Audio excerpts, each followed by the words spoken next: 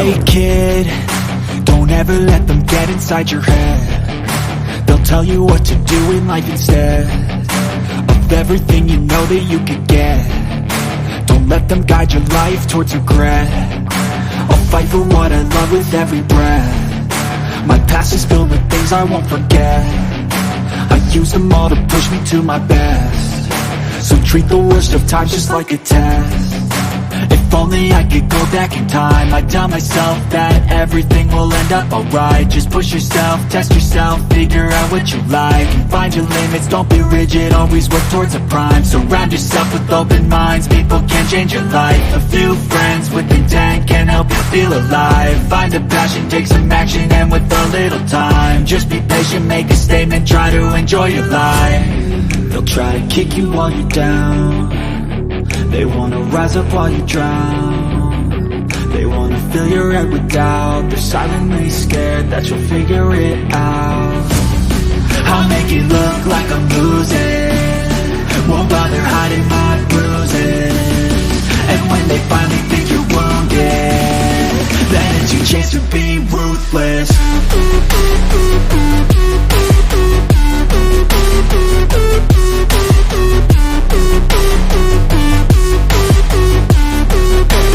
Chance to be ruthless.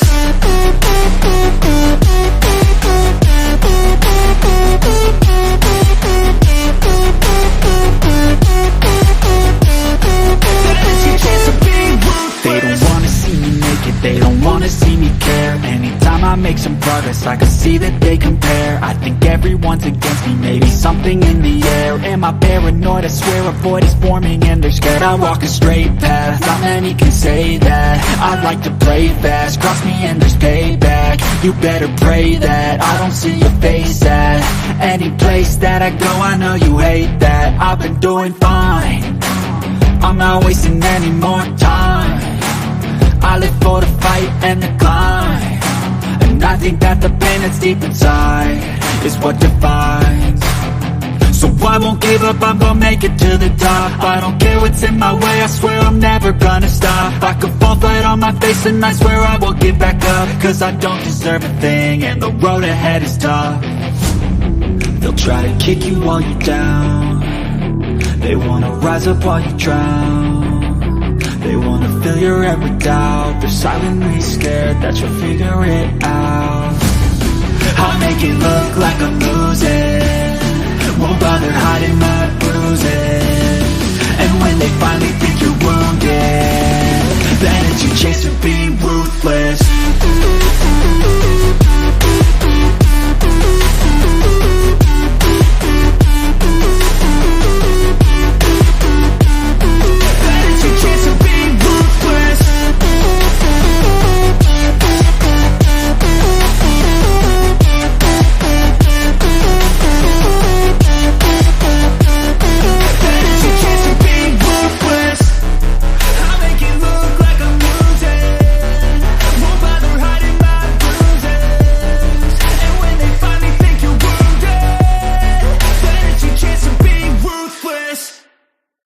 When there's nothing left but the fire in my chest and the air that fills my lungs, I'll hold my tears and trade my ears for a glimpse at kingdom come.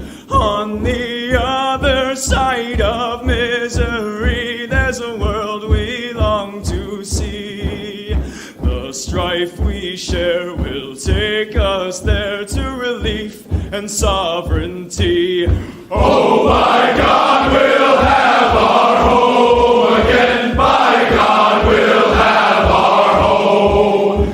By blood or sweat, we'll get there yet. By God, we'll have our home. In our own towns, we're foreigners now. Our names are spat and cursed.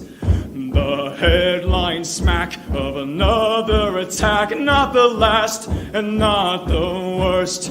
Oh, my fathers, they look down on me. I wonder what they feel to see their noble sons driven down beneath a coward's heel. Oh my God, we'll have our home again. By God, we'll have our home. By blood or sweat, we'll get there yet. By God, we'll have our home. The road is dark, the way is lost. My eyes, they strain to see. I struggle forth to find a friend to light the way for me. Oh, brothers, can you hear my voice, or am I all alone? If there's no fire to guide my way, then I will start my own.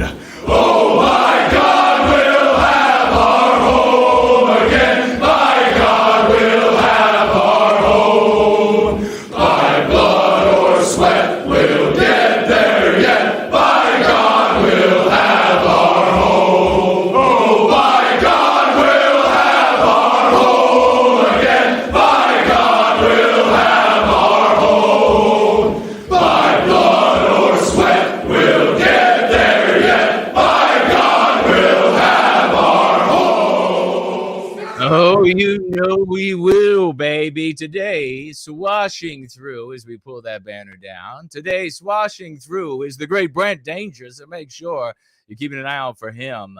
Featured stories are Forbes, die, helps everyone, including white people. We'll find out. Joe Biggs gets a big 17 years in federal penitentiary. New Tucker video about who runs Fox. It might be women who are fearful. What else do we have here as a featured story today? Oliver Anthony update. We have the rise of the Christian communist. We have glowing Nazis in Florida, ban the ADL campaign on Twitter, and how can we stop the 12% of the population eating half of all the meat? Well, maybe we don't want to stop them. Your comments, calls, and questions. And then there's this. A father was walking past his son's room one day and happened to look in. He was astonished to see that his bed was nicely made and everything was picked up off the floor. Then he saw an envelope propped up prominently on the pillow that was addressed to Dad. Fearing the worst, he opened the envelope with trembling hands and read the letter. It said, "Dear Dad, it is with great regret and sadness that I'm writing you. I had to elope with my new girlfriend because I wanted to avoid a scene with Mom and you. I have been finding real passion with Susie, and she is so nice. But I knew you would not approve of her because of all her piercings and tattoos and tight motorcycle clothes, a few children, and the fact that she's much, much older than I am. But it's not only the passion, Dad. She's pregnant. Don't worry, though. Susie said that we will be very happy. She owns a trailer in the woods and has a stack of firewood for the whole winter. We share a dream of having many more children together. Susie also has opened my eyes to the fact that marijuana doesn't really hurt anyone. We'll be growing it for ourselves and trading it with other people that live nearby for cocaine and ecstasy. In the meantime, we will pray that science will find a cure for AIDS so that Susie can get better. She deserves it. Don't worry, Dad. I'm 16. I know how to take care of myself. Someday I'm sure that we'll be back to visit you so that you can get to know all of your grandchildren and step-grandchildren. Love, your son, Tim." P.S. Dad, none of the above was true. I just wanted to remind you that there are worse things in life than a lousy report card.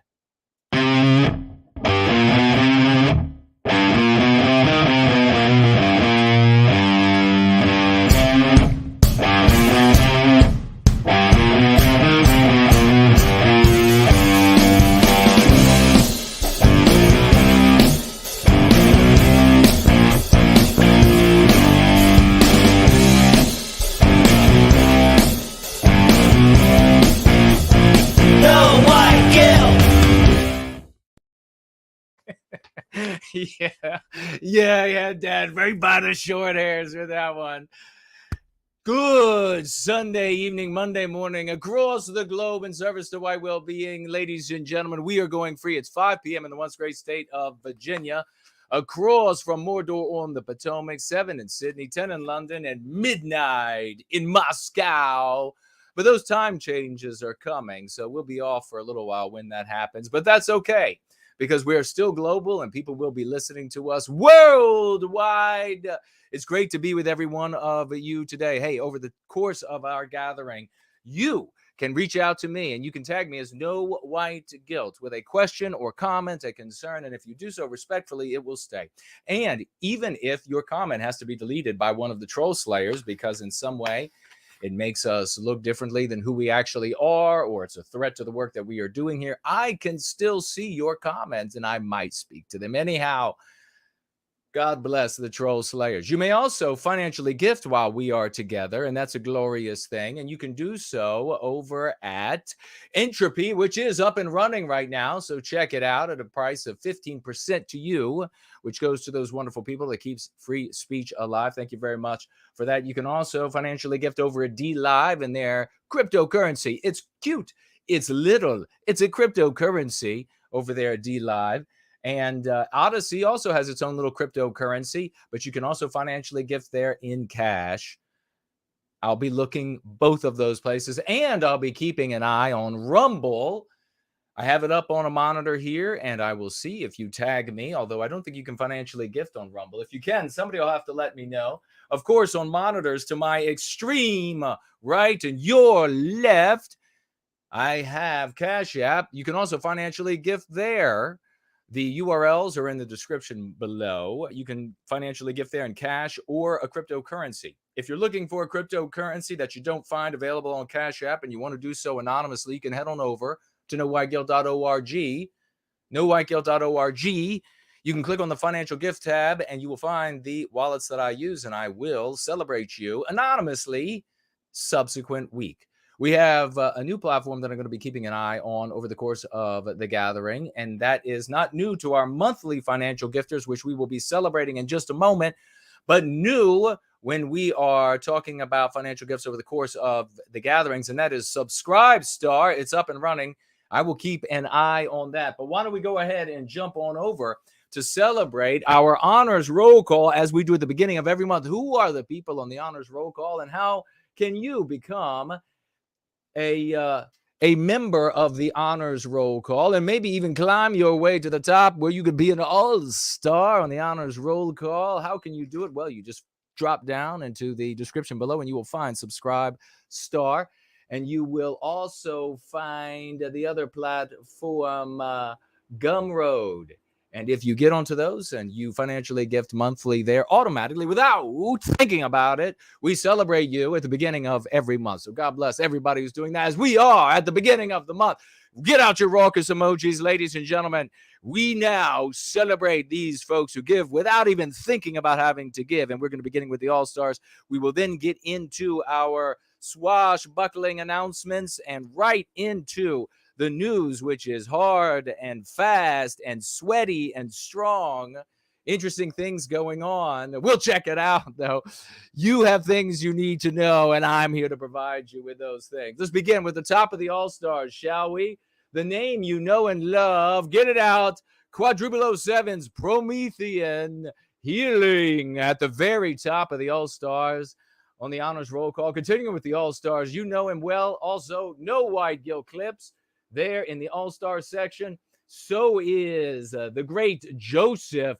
Make the raucous emojis raucous. Make them loud, folks. Please celebrate these heroes in service to white well-being. We also have the great, the one and only, I met him in person, Final Blossom. He's real and he's an actual genius. Celebrate that champion, ladies and gentlemen. And rounding out the top of the All-Stars segment of the honors roll call is our one and only Mother of Victory. God bless you so very much, Mother of Victory. And we'll continue with the rest of the honors roll call right now with GDA is there. And so is All Star, and Wing It is there, and Save a Western Civilization Now also over there on the honors roll call. So is King Petras is there, and Brad C. You know him well. He's active. He's a champ. He's with us, folks. God bless him. We find over there also is Happy Cat, not a sad cat in the house, but a happy cat. And we also have June is over there, and user 582 is there as well. So is your LG is over there. Is that Einar is over there. God bless you, champion. Promethean Reckoning. Please rock us emojis for these champions as we get to the bottom of the honors roll call. Tamara is there. God bless you, sister. User 15BB. User 5E. And so is Maverant is there. Zach is there. Mr. Walker. Greg is there. And the final names on the honors roll call today, as good as every other, W.K. Hendrickson is there. So is Paul. Thank you so much. And Riot is over there. Thank you so much. So is Maximilian. Let's give it up for these folks. Let's celebrate them, ladies and gentlemen. That is the honors roll call. And at the very top of the all-stars of the honors roll call, we love you all. Thank you so very much. Big celebration. In fact, let's see if we can find ourselves the cheering crowds for these people. Let's let the world hear it, as we should always do for our swashbuckling announcements, but also for our monthly heroes and champions that we celebrate. Can you hear the cheering? Can you hear the cheering and the applause, ladies and gentlemen? I can't on my end, but you let me know. You'll let me know if you can hear it and if you can hear me. God bless everybody who financially gives on a monthly basis, and we look forward to you all continuing your service in white well-being, to white well-being in any of the various ways that you may serve our glorious cause and people. Let us get into the swashbuckling. God bless everybody who is celebrating there. Samuski, louder, louder. The clapping needs to be louder. Can we hear the clapping yet? Can we hear the applause for the honors roll call, ladies and gentlemen? Can you still hear me over the applause, the cheering crowd? We will keep the cheering going, ladies and gentlemen. And we're going to be getting into our news items here in just a moment with a very brief tuck into how DIE helps everyone, including white people, from Forbes. It's actually kind of will be a continuation of our celebration here. Thank you, Melissa and Ivan and Finger and Elaine, for celebrating. And I want to say, as we get into the swashbuckling announcements as well, a big memorial, or Labor Day. What am I saying? Happy Labor Day. Trying to read and speak at the exact same time. Two different things. It's not an easy talent. God bless you all. Brant Danger is with us. He'll be swashing through. Let's get a big thank you to Anthony from the GFC of Arizona for making that video that we started the gathering today with, the stand-up video where you're taking responsibility for your fellow brothers and sisters that are out there in the world, Westmen, men, women, and children, and you're standing up. You're helping them get out from underneath the heavy burden that is white guilt. God bless every single one of you who do that, and thank you so much to Anthony. Let's celebrate Anthony. Raucous emojis. Raucous emojis. Want to also mention one more time that we are taking a look at Subscribe Star over the course of the gathering, because last week we had June ask if she could financially gift there over the course of the show, and we also had Paul who went over there. Let's get out Raucous emojis. Celebrate Paul. Celebrate. Make sure when we're swashbuckling, ladies and gentlemen, that you drop those flags. You drop those swashbuckling flags. Paul financially gifted, ladies and gentlemen. This was last Sunday. 100 white well-being dollars. That's how we start a Sunday gathering. God bless you, Paul. We found your financial gift, and that's why now Subscribe Star is going to be up on the monitor so that I can see it, just in case you or any others decide to head on over there and financially gift while we are together. Celebrate this, gentlemen. Swashbuckling. 22,000 on Twitter. We finally got there against the headwind. We're like leaned into the headwind of the censorship from the anti-whites. We're leaned into the headwind of the censorship of the J-spurging, Nazi LARPing, glow Nazis showing up, slandering us. We finally made it. 22K over there on Twitter. Hopefully we will continue to grow. It is a mile marker nonetheless. God bless everybody. Want to celebrate and thank European Man out there. European Man got to me and he let me know that just the other day on Red Ice, our friends Henrik and Lana finally decided to begin using in full force the white magic that we wield here in service to white well-being. We had Henrik in that broadcast use white erasure, and Lana, her very self, said anti-white, anti-whiteism, and non-white. God bless Henrik and Lana over there at Red Ice. Let's celebrate these people. Let's let them know that we're showing some love, some white well-being, some white positivity their way, ladies and gentlemen. Give it up for a lady who is in the audience right now, the great Elaine Sabatino. She was over there on Elijah Schaefer top comment, getting responses from Elijah, using the lexicon, swashbuckling extraordinaire. God bless you, Elaine Sabatino, for your hard work and service to white well-being. Let's give it up to Melissa, who is also in the live chat. Celebrate Melissa. She is working the lexicon into a court case, into court documents in Australia. We've had some other great Australian champions do that as well. And now she's one of the great Aussies down under. Show her some love. Show some big celebration to Melissa down under, working the lexicon of white well-being, the go-free lexical and dialectical power into the very court systems in Australia. God bless you. Hey, if you hadn't thought the celebration could get big enough, here in service to white well-being, we had revealed to us just a couple of weeks ago now the big news. What happens when you are white sympathetic and you decide to play the villain in the anti-white narrative across the West? Well, the CPS, Child Protective Services, or the equivalent thereof in your country, decide to come after you. And they want to make an example out of you. They want to destroy you. Well, once again, the lexical and dialectical power of Go Free has been tested, empirically proven, ladies and gentlemen. Make sure you celebrate. Make sure you get this testimonial to all your friends, family, and strangers. Ardent White's stepmother of her son decided that she was going to sick CPS on Ardent White because Ardent White teaches the children white well-being, and the CPS showed up over at her house and she used the lexicon and dialectical power of Go Free.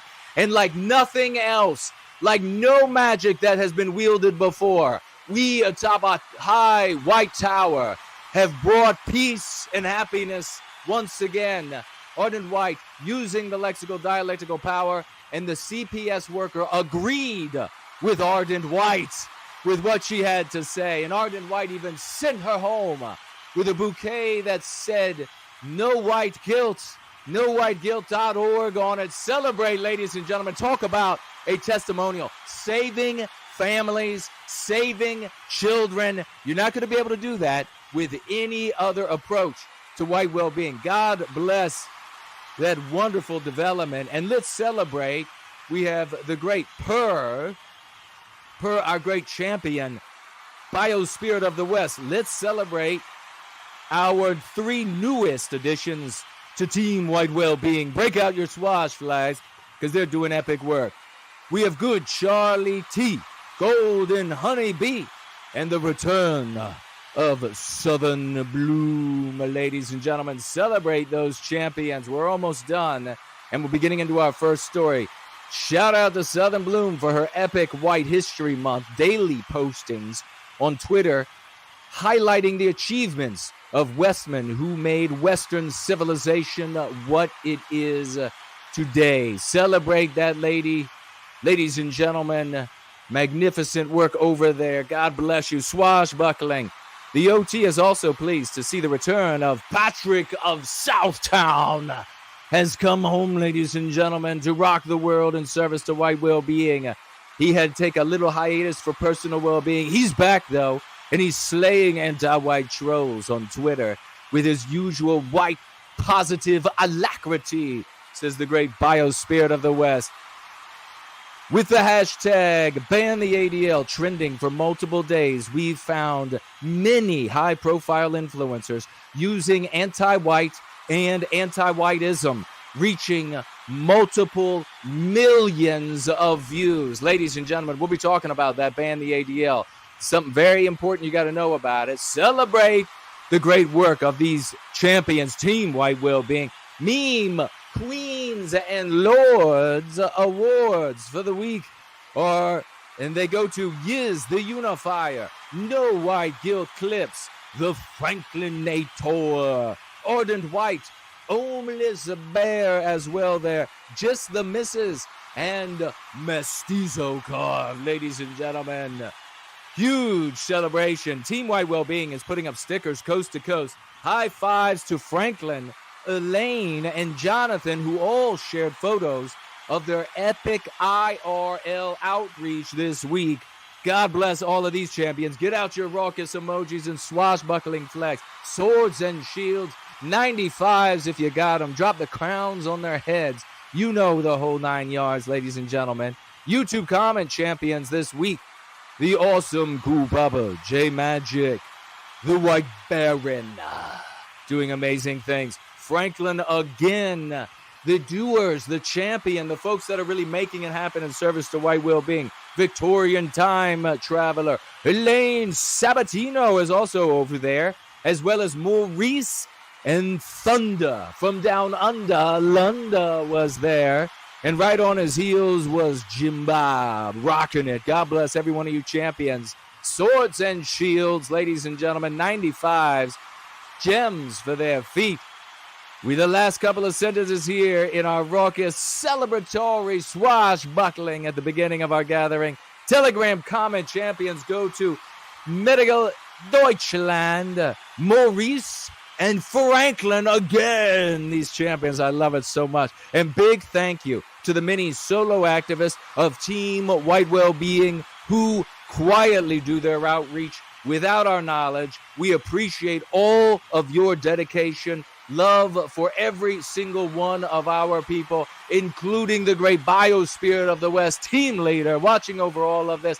And those out there, I'm seeing you. I'm seeing you doing rock and rolling things. I'm watching you swashbuckling. It's amazing. Even when you're not part of Team White Wellbeing, I see it. God bless you all. 10 seconds, and we'll be right back to get this gathering underway.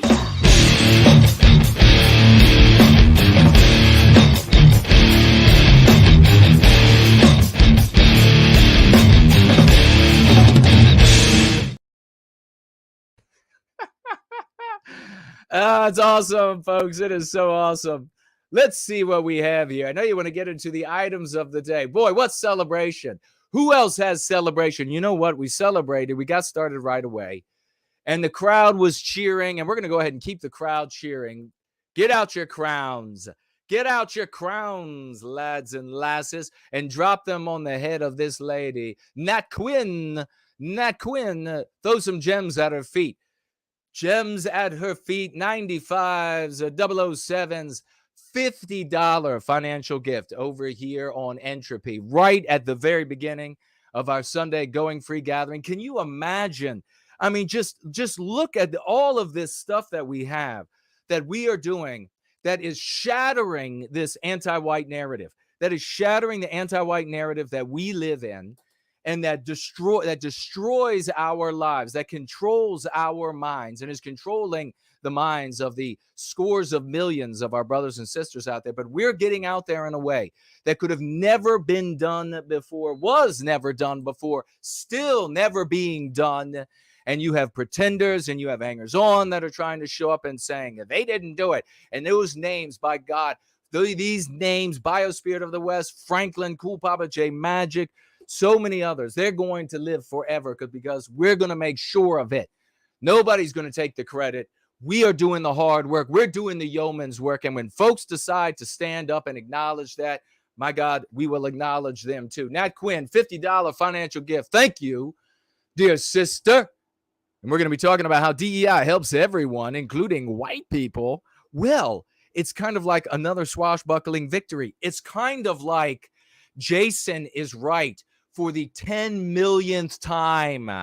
For the 10 millionth time. And I tried to reach out to one of the old timers about this specific story. I'm going to get to him because I told him specifically that this kind of thing was going to happen in a very big way. And oh my God, years and years ago. And he said, never, I just can't see it. Best of luck to you, Jason. Best of luck. I just can't see it. And he was being honest. He was not an underhanded guy. But Nat Quinn writes here, thank you, Jason. Blessings to the entire NWG family.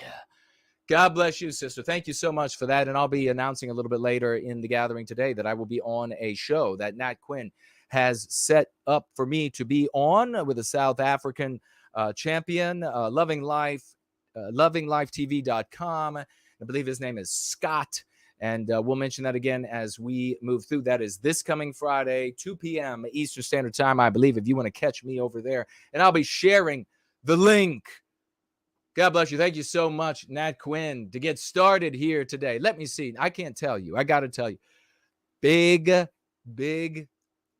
electronic computer problems. Worked on the damn thing for 4 hours at least last night, but we're here. And there might still be some glitches, and we'll continue working on it over the week. These things happen. They happen. But we can take care of them. We can fix them because we are white. The white man does that kind of thing. Let's see if we can bring DEI up on the screen. Oh, we can, because I already messed with it earlier and got it ready for everybody. And bing, there it is.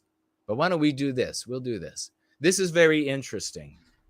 How DEI helps everyone, including white people. Now, if you're interested in some of the other items we're going to be talking about, next we're going to be talking about Joe Biggs and his big 17-year federal sentence. We're going to be talking very briefly about Tucker and who runs Fox News. He just revealed. And we have a little update on Oliver Anthony, and I'm calling it the rise of the Christian communist. We also have the ban the ADL item that we're going to talk about, and the meat, ladies and gentlemen. We're going to talk about the meat. I see who is here today. Victorian Time Traveler, Promethean Kitchen, Elaine, Sabatino Matt, Ivan, I mentioned, is that Cody? White Student Transmission, great to see you. It says, that's right, fam. East Van, was it Troy? I just slid off the page. Brant Danger, Odin Saya, Jay Bishop. Who else is here as we get started? There's Melissa. I knew I saw the name as we were celebrating through. Azimuth Clark. And the heroes are really showing up today, ladies and gentlemen. We're going to have a big show. We're going to have a big gathering together because we always do. We do wonderful things. I'm going to scroll back to see if anybody has anything early to say here.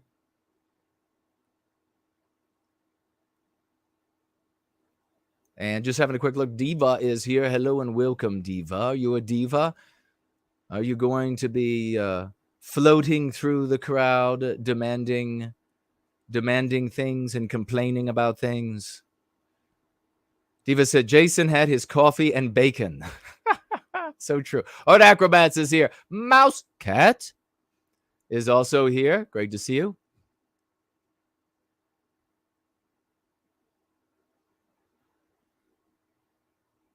All right. And Melissa's saying that she did a Go Free cross stitch bookmark pattern.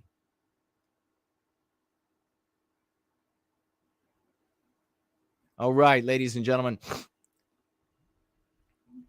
Pearl Lady is here, and I bet it's wonderful, wonderful to behold. DEI helps everyone. Now, how is this kind of some more swash? How is this some more swashbuckling? Well, it's some more victory. Let's go ahead and read. This is Forbes.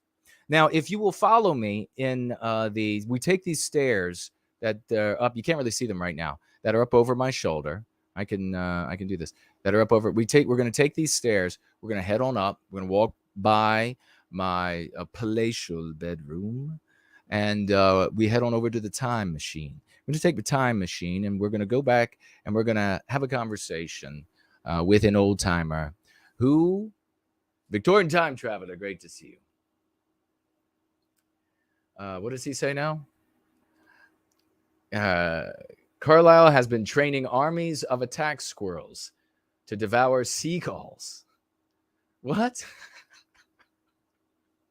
I was able to catch a video of one of them. Oh, yes.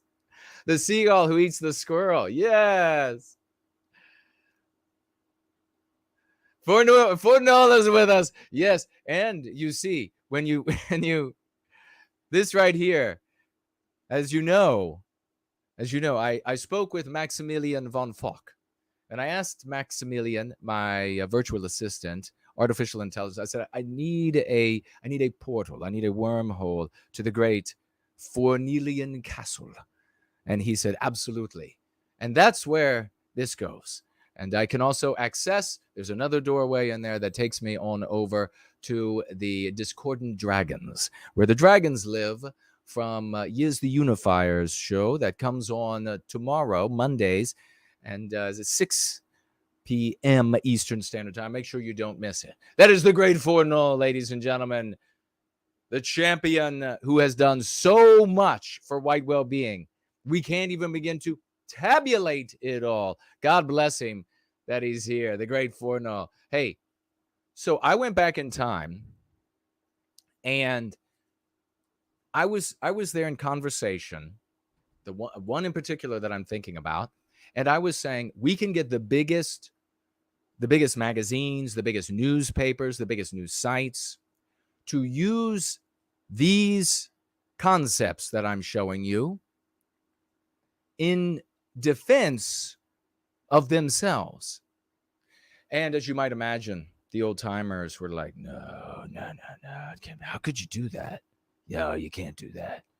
And I said, yes, I can. And here's how.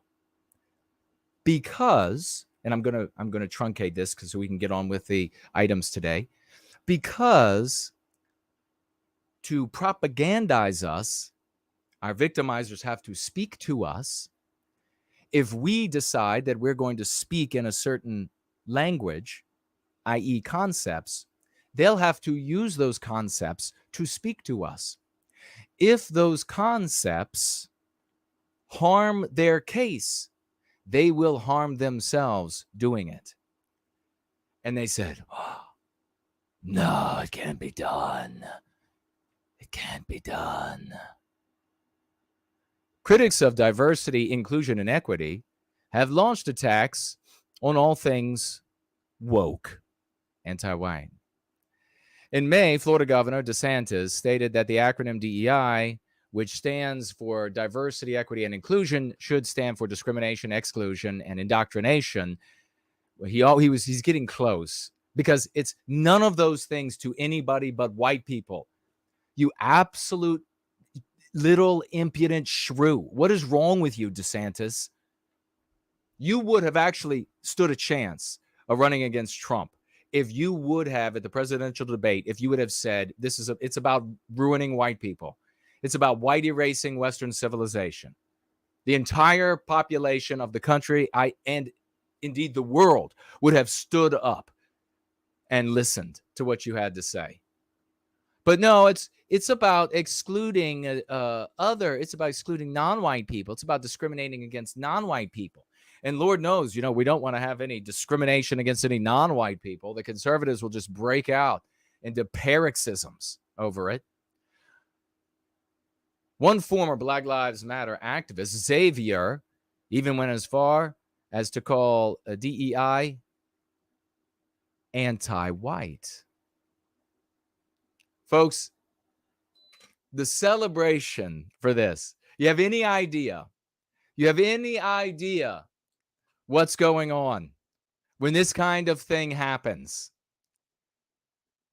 When I told those old timers, and the one in particular that I'm thinking of, that we could do this, and he said no, it was like I was saying I couldn't walk on water. I can move mountains with my mind. And there it is.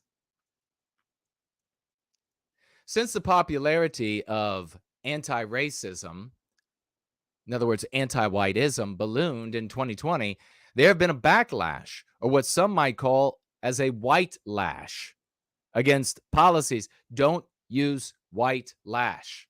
That is their concept. It's a meme pathogen. They will end up defining that to mean all types of persecution and abuse, etc. So if you go around saying that this is a white lash is a good thing, then you're going to end up saying that persecution, abuse is a good thing.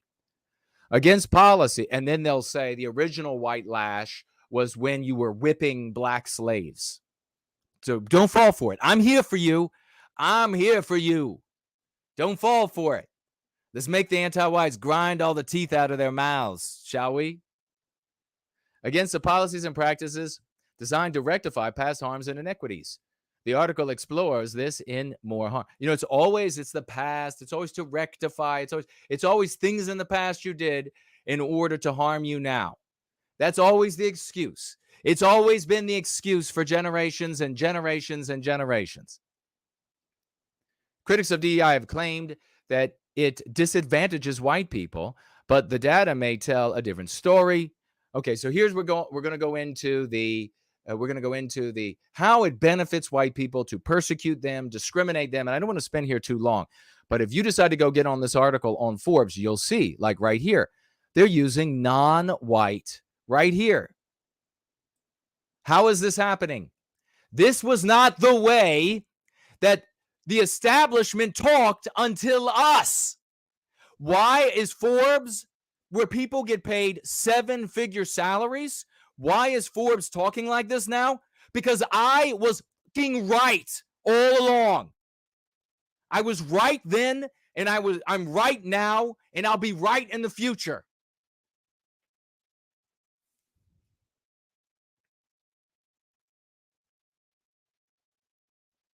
And it goes on, and they use anti-white repeatedly in this article. If DEI is anti-white, you see that right there, ladies and gentlemen? They would have not said that. And you know that. And all of you little lying, dirty, filthy little sewer dredging monsters out there who want to claim that you didn't do it and it couldn't be done, Jason and Team White Wellbeing. Take a good look at that. You know, when you reflect, just years back, they did not talk like this. This was not the norm. And then down here again, if DEI is anti-white, exactly as I told that old timer, they have to speak in our language to propagandize us. That's the great power we have over our victimizer. We don't have a physical power. We don't have voting power. We don't have the ability to communicate an idea or to shut down an idea at the level that they're able to do. You can go down the list. We don't have the power of law. We don't have the power of law enforcement. We don't have all of these things are their powers. And everyone else just complained about it. And I said, I've heard a lot of this complaining. I'm done with hearing about the complaining. I have found some ways where we can recapture our destiny. And here is one of our victimizers' weaknesses. If our victimizers spoke to us in Japanese or in Martian, they wouldn't do them any good. They have to speak with the words that we force them to speak with. That's where we have the power. I saw that as a visionary then, and I'm still a visionary today. And Team White Wellbeing are the people who are visionaries, and they're out there making it happen. Oh no, this is why Team White Wellbeing is why Forbes is doing this. Forbes is doing this. So if you want somebody to celebrate, if you're looking for names, if you're looking for who's responsible, you know where to look. Team White Wellbeing, as well as those solo going free activists who are hard at work day after day, charity with their time, love, hope, and redemption. That's why this is happening. Can you feel how powerful this is? Can you feel how powerful? The reason why people who follow all of these other content creators don't get excited about these victories, and then when they begin to sort of understand that, whoa, that's actually kind of huge, they then begin to attack and slander and name call and say you didn't do it and all that shit. Do you know why the rest of them don't see anything? They're like, well, you're not marching in the street, because they never were able. They didn't have the intelligence to figure it out when nobody else had. They don't even have the intelligence to figure it out when it's happening in front of them.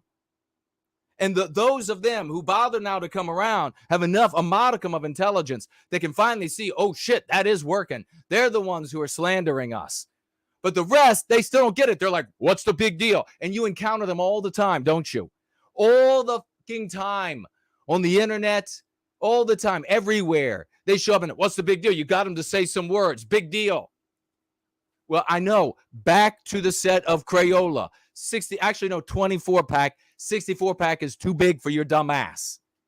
Could you imagine if they ate 64 of them? 24, you might live. That's DEI, ladies and gentlemen. Celebrate the great achievements. It's an amazing thing. It is an absolutely amazing thing. Now we're going to segue right into the first Proud Boy sentenced. And let's see if this will work. Oh my God, it looks like it's going to work. Holy shit. All that work. The first Proud Boy, Joe Biggs. I'm going to take a read of this article here in just a moment. I'm going to see if anybody said anything worth sharing in connection. You have to have the perspicacity to get this. You have to be shrewd enough. You have to be intelligent enough. You have to have the right desire. Your heart has to be in the right direction. Your moral compass has to be pointed toward true, white, positive morality. One of these days, these people who have ignored and slandered and everything like that, there will be the veritable monsoons of people who will seek revenge on them for holding back and not helping to promulgate the method and the people that are recapturing our destiny, because they will have suffered for years, maybe decades, as a consequence of this information being denied to them. We are the best kept secret in service to white well-being. We are the special warfare of love. And these folks, in their uncountable monsoon millions, are going to be very angry with the small-dicked, small-energy bitches out there who have stood in the way of what we're doing. Nobody else gets Forbes. You know what? You know what? You know the opposite? We're going to be talking about the opposite in a minute. What does Forbes do to you? And what's happening in that interaction with Forbes when you are a glow Nazi? Oh, they're willing to write about you because you're serving their villain. You are their bitch. You see, you are Forbes' bitch. Forbes is my bitch, mother. That's my bitch.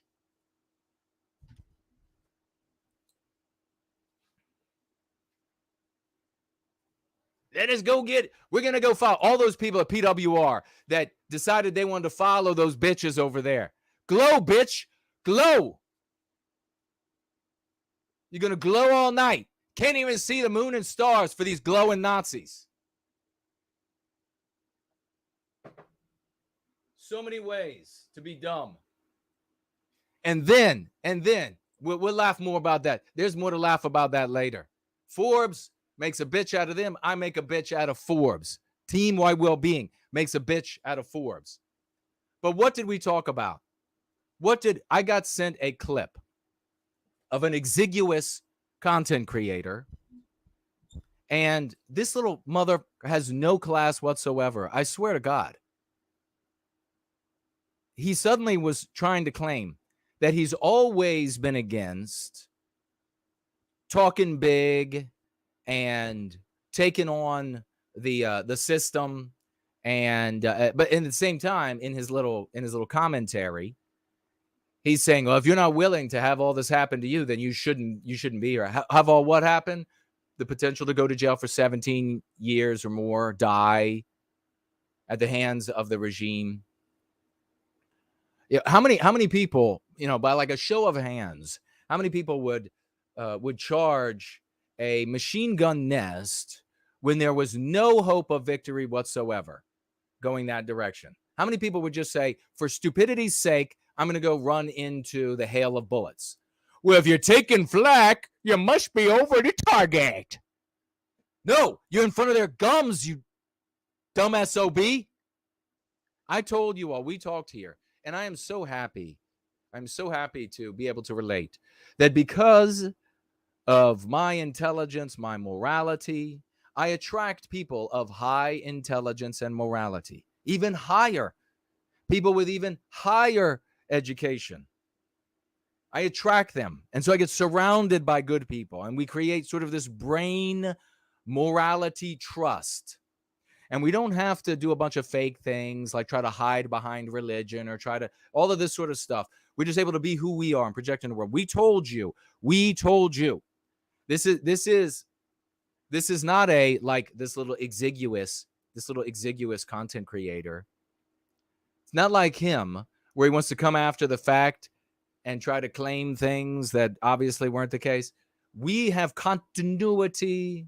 You can go through all of, at no point do I need to say, oh yeah, well, that's 6 months of content. I was just joking around. I was snarking, all right? I was snarking. You don't have to do that.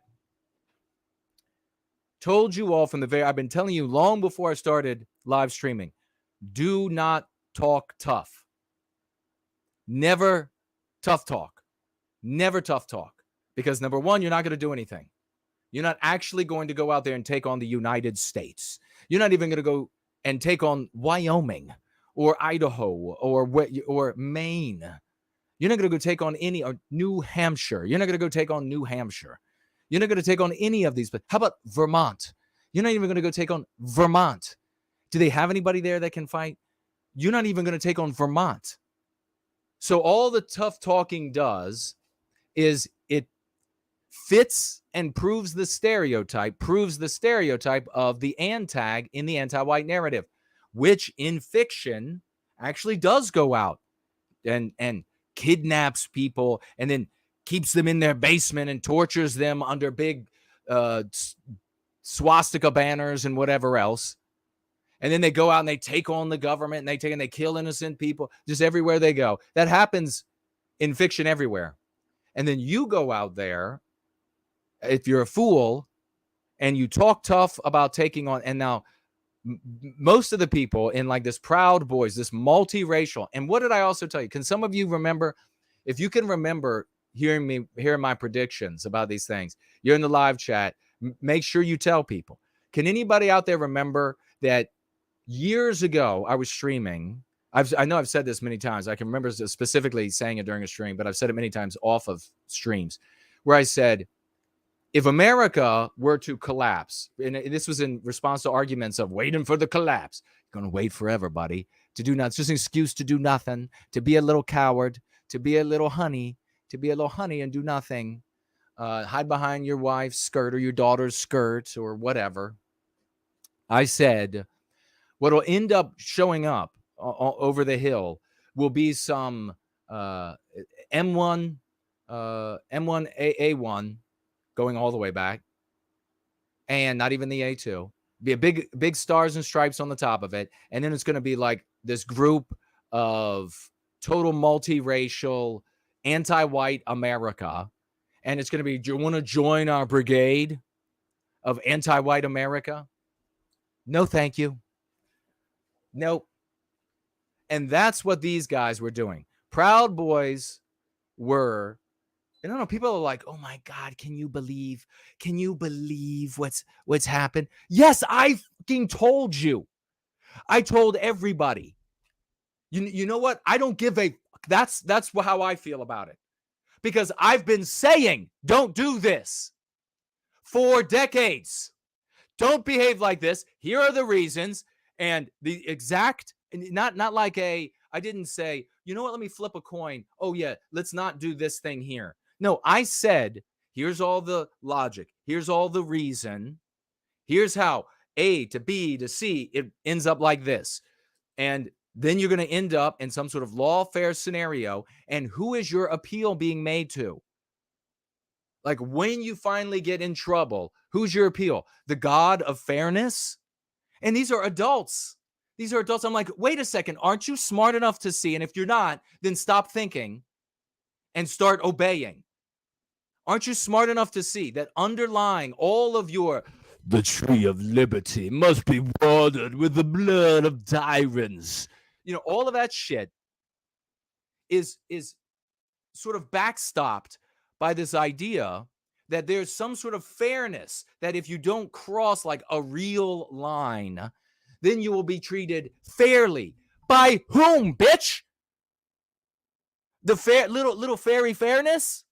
Little fairy fairness going to show up and make it all okay for you? You lead people into their lives completely ruined. Suicide. Families growing up without husbands or fathers. You lead people into that shit. And then you want to come to me and say, Jason, don't you want to just shed a tear over it? No, I don't. Let people learn from my callousness that you need to fucking listen, and then this shit won't happen to you. He cried, though, Jason. Good. You know what else happened with this Biggs guy? And I don't have anything against him personally. You know what else happened with him? At one point when I was speaking out against this proud boy, the tree of liberty must be watered with the blood, the soaking blood of tyrants. I had a person write me, and I got to try to find on what platform it is, because it was so scurrilous, about how Joe Biggs was a real man, Jason, and you're nothing. He's out there doing it, and you're nothing. And I thought, he's a fucking reporter for Jones. And he's going to get his ass in deep shit, and everyone who listens to him in deep shit. Oh, what happened? First Proud Boy sentenced to 17 years in prison after seditious conspiracy conviction. Do y'all remember me telling y'all about how they came through, hit everybody with sedition back in the 80s?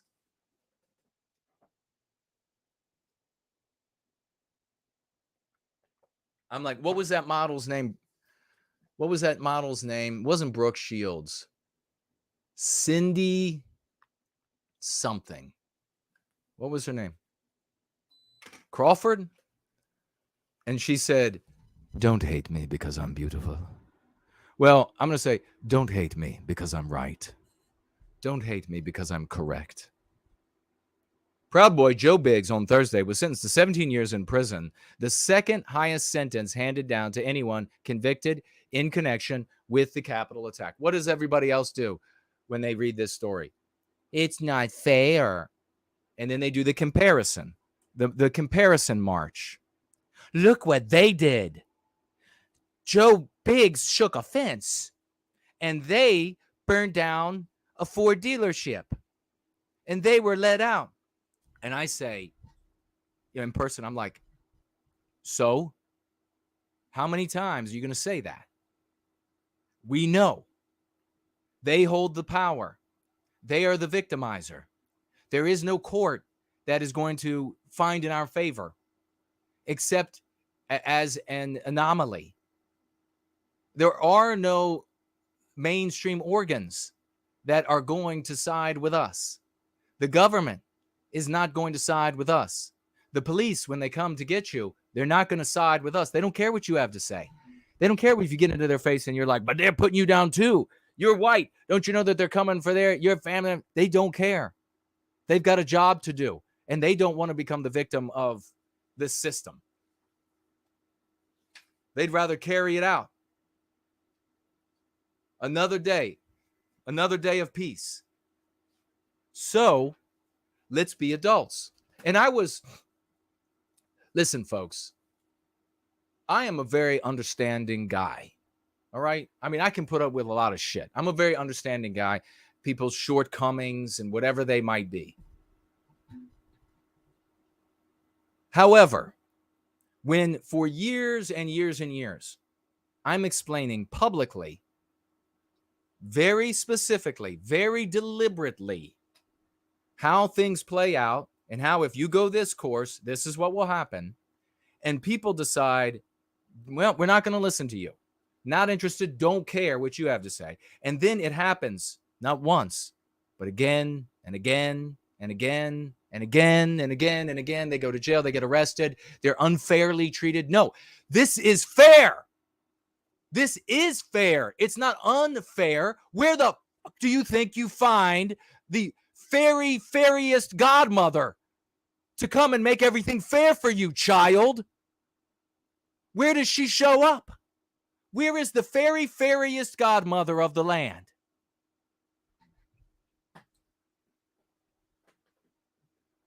You're going to say, oh, down in Haight-Ashbury, you can definitely find her down there. No, she doesn't exist. Fair today is persecution and discrimination against you. Stop making an appeal, you fucking children, to things that don't exist. I swear to God, I think that we here, Team White Wellbeing, I think that we are the only adults left in the white race. We are the only adults left. And you have all of these big content creators out there. They don't want to hear anything from an adult. No adult in the room. Just complain. Just endlessly complain. So they go into the complaint and the comparison march. And then they go into it's a double standard march. And then they go into, but he's going to be hurt. His life is going to be, and this outweighs the punishment or the crime. The punishment outweighs the crime. And then that's not fair. Fairiest godmother of fairies. Then that's not fair. And then they're going to talk about, well, let's compare to crimes that are committed by others out there, like terrorists from the Middle East or anti-white terrorists in Chicago, or let's compare it to them. How many times does this have to be done? Are you tired of the broken record of these people? Do not tough talk ever. Do not talk about watering the tree of liberty. This isn't 1776. Don't spout off about that shit. They will come get you for that. But that's not fair. I don't give a fuck.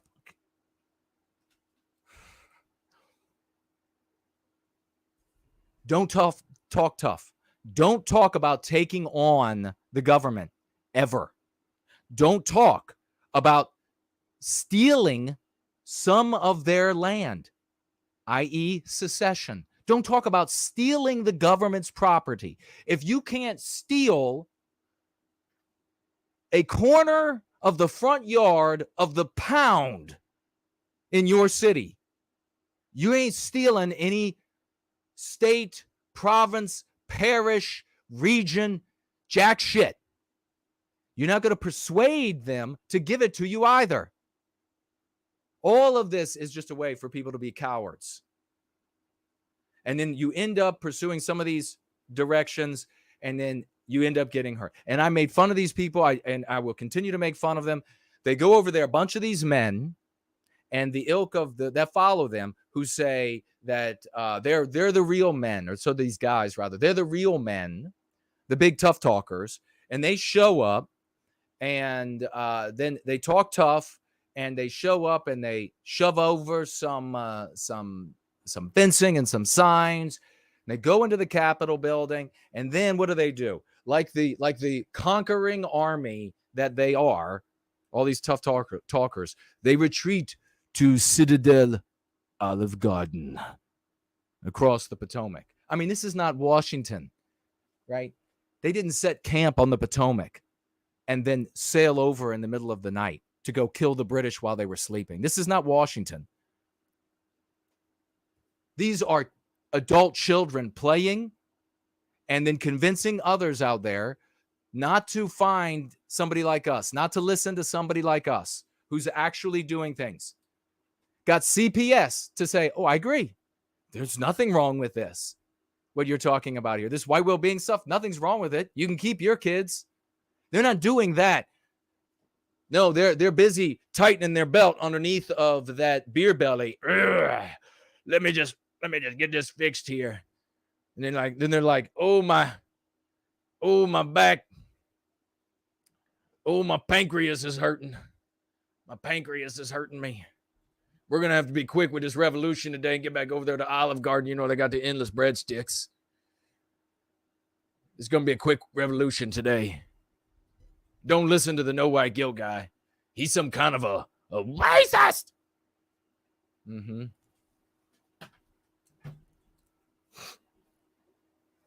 Sentenced to 17 years in prison. The second highest sentence handed down to anyone convicted in connection with Patriots Day. Patriots Day. Biggs was convicted of sedition and other serious felonies earlier this year after being accused of leading members of the right-wing extremist group to the Capitol and talking with the first rioter to breach police barricades just minutes before he acted. The Florida Army veteran appeared in court Thursday wearing an orange prison-issue jumpsuit with a white undershirt and black thick frame glasses. His white hair styled into a mohawk and beard outgrown. Addressing the court, Biggs said he is, quote, sick and tired of left versus right. Does that sound familiar? Now, it's not our version of rejecting left and right as an illusion inside the anti-white narrative. No. This is Christian communism. And this is something that maybe this name ends up sticking. And we'll talk more about it as we take a brief look at Walsh giving an update on Oliver Anthony, who might end up being the Christ of Christian communism.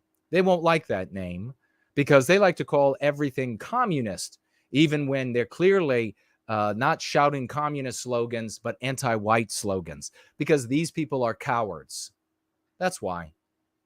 So this is what it gets you. I really want to drive it home. I mean, if you want, I'll go get a truck and run your ass over to drive this home.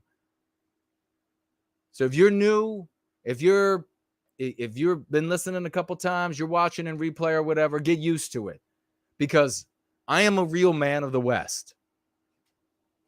And this whole Team White Wellbeing are leaders. We're not followers. We're not following anybody. We're leaders. We're holding the pen in our story, and we're changing the world we live in as a consequence.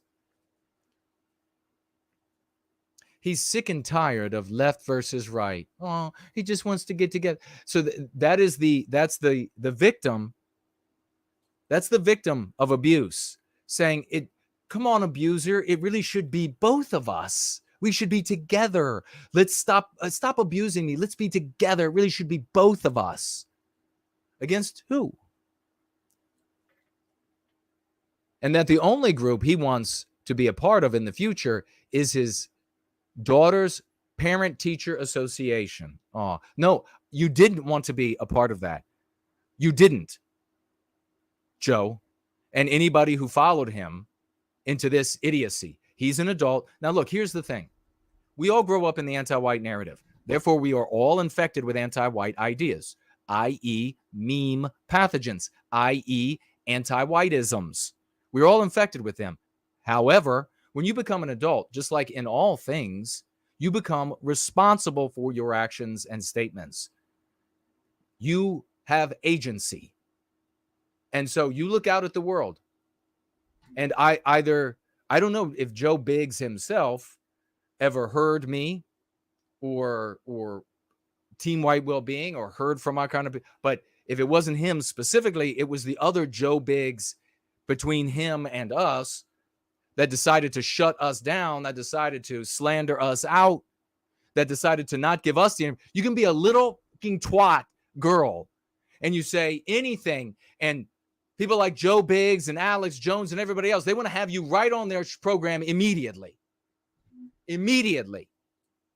but you work for decades with demonstrable success and not a word. They want to hear nothing from you.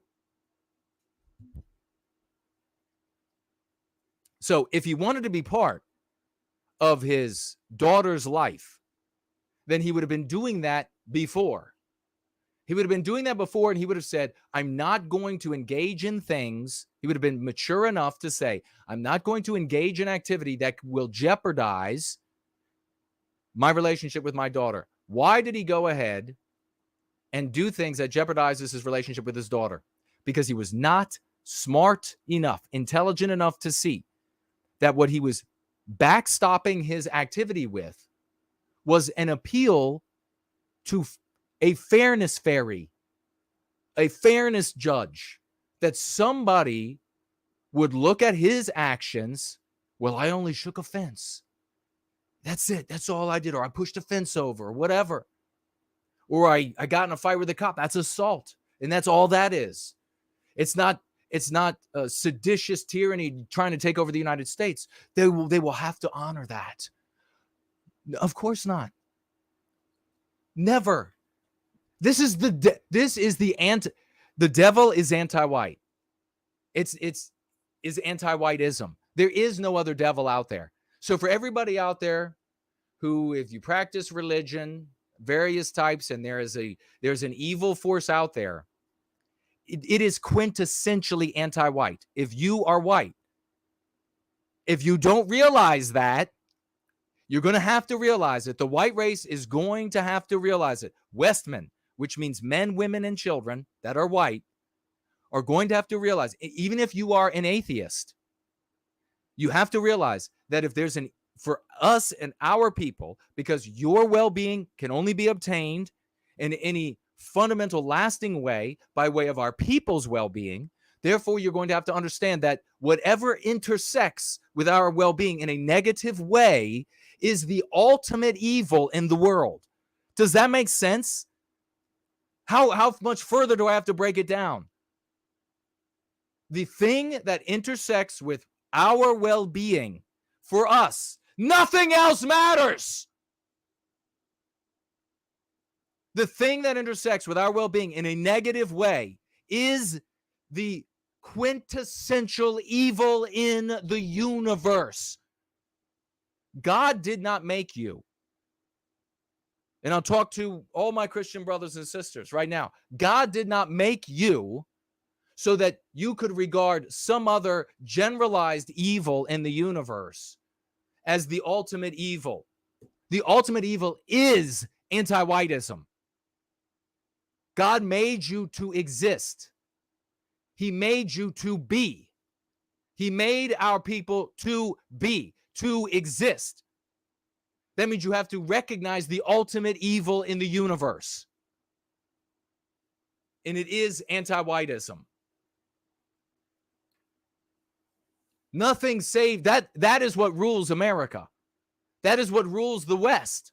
That's what rules the UK and Scotland, Ireland, Wales, Britain, the English, the French, the Italians, the Estonians, the Polish. That's what's in charge.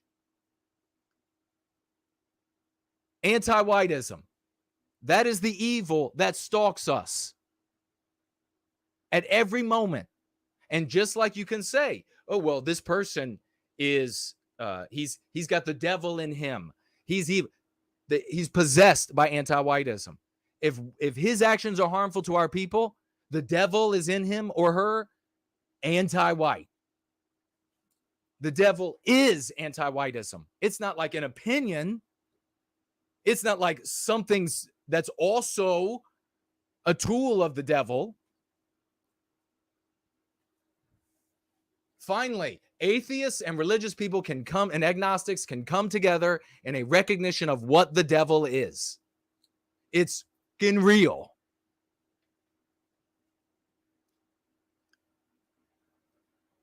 I know I messed up that day, he says, but I'm not a terrorist, he said through tears. Why would you cry to them? I mean, this is like, talk about pathetic. Oh, Jason's he's so tough. That Jason, he's so. Can you believe he's not? He doesn't think this is a tragedy. Actually, it'd be called a travesty. People should look these words up. Try to get them right. I do this on almost no sleep in my life. Almost no sleep because the world fucking sucks. And I got to always be going because I can't have time to live a normal life. I'm so tough on this guy. Yeah, because I don't want more Joe Biggs. I want people to open their eyes. I was talking like this, and if Joe had listened, he'd be at that teacher-parent conference with his little girl. But Jason, don't you understand that we're gynocentric and everything is touchy-feely and sensitive now? That's what I have to say to that bitch. Shut your mouth.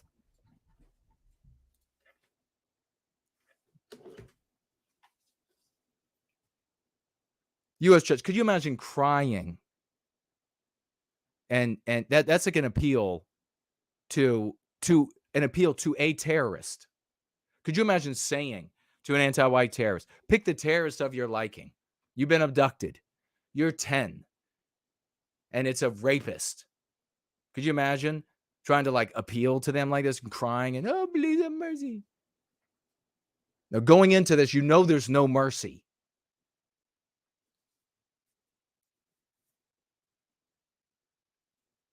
U.S. District Judge Timothy Kelly ultimately applied a terrorism enhancement to Biggs' sentencing guidelines, wherein a defendant must have committed an offense that, quote, was calculated to influence or affect the conduct of government by intimidation or coercion or to retaliate against government conduct, close quote.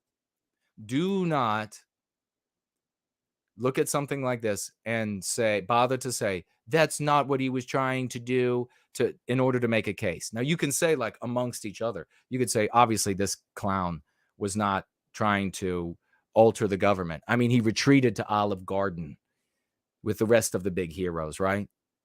So we can say that but don't say that to make a case. Who you making a case to? Remember.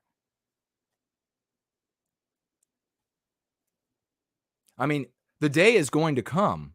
You all realize this. The day is going to come when you're in court and they're going to say, well, his goal was to pull the spine out of the president of the United States by way of a finish him move from Mortal Kombat. And what are you all going to do then? You're going to be like, what? He didn't actually plan to. How would he do that? Does he even have the strength to do that? I mean, grow up. They're in charge. They're unscrupulous. They're ruthless. So let's get at them where we can. Let's recapture our destiny.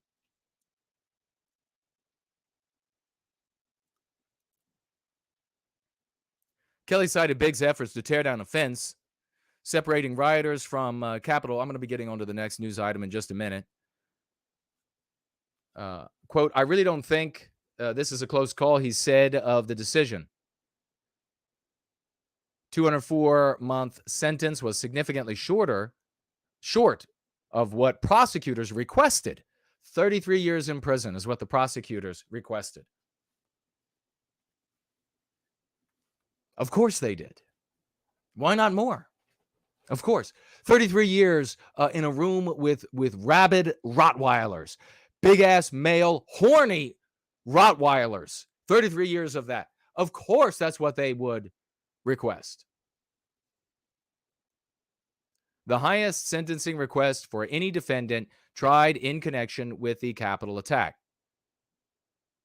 Assistant Attorney Jason McCullough argued Thursday that Biggs' rhetoric leading up to and after the Capitol attack, Patriots Day, demonstrated the need for a significant sentence.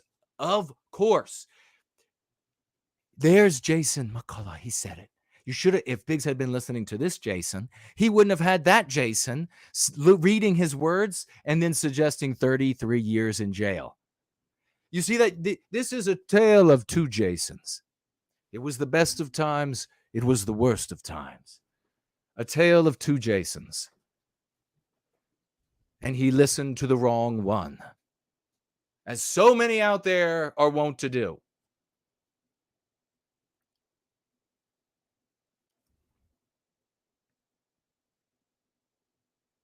So, based on what he said, he could make predictions about this violent, white racist terrorist bent to take over. Remember what we said too when Biden was running against Trump and stole that mother.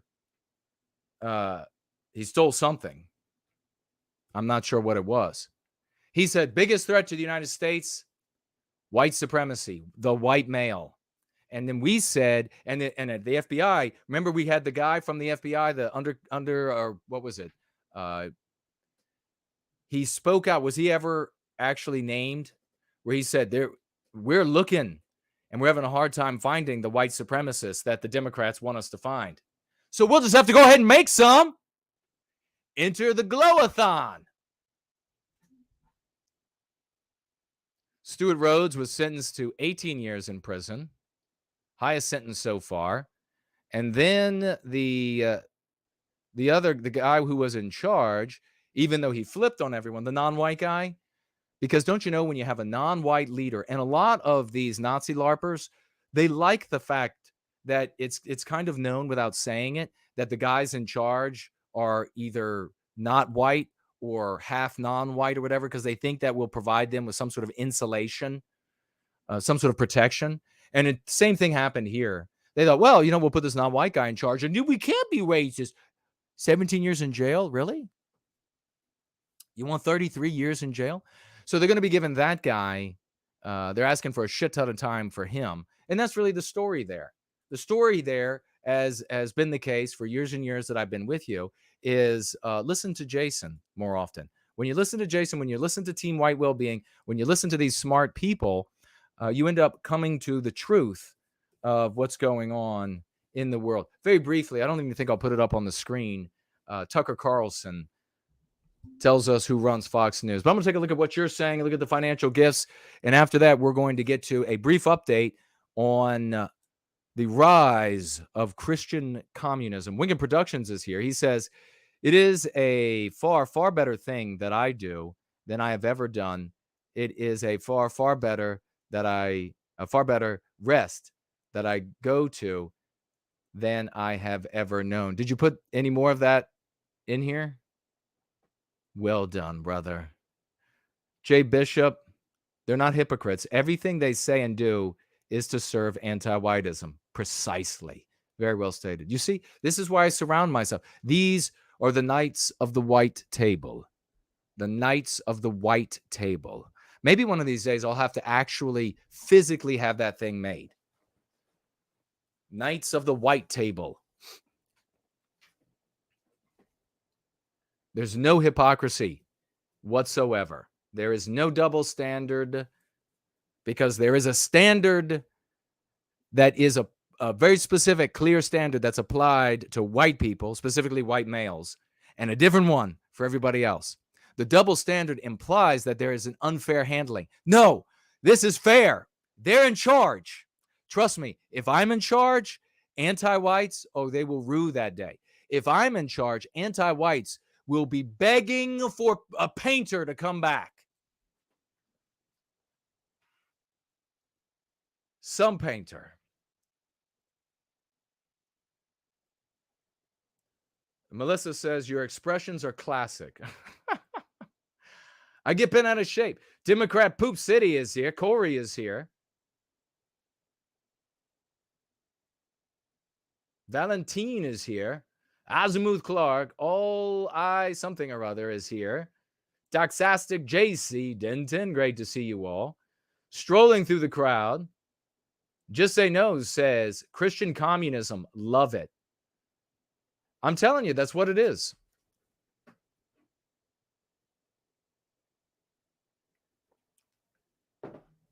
I actually had, I'm sure you all remember the Tea Party. I would go to these events and I would pass out leaflets, Go Free leaflets. I would talk openly using our lexicon and dialectics, and infinitely less powerful than Team White Wellbeing is today. All of these people would heed what I had to say. All of them. And we still hear every now and again somebody who'd be like, yeah, that's true. And then they would start to talk about it's us versus them. And then I would get at who's the us? Well, the us are and I'll get more into it. But it is much worse today with these people, much worse than it was back in Tea Party day. And that wasn't that long ago. Montana Kid is here.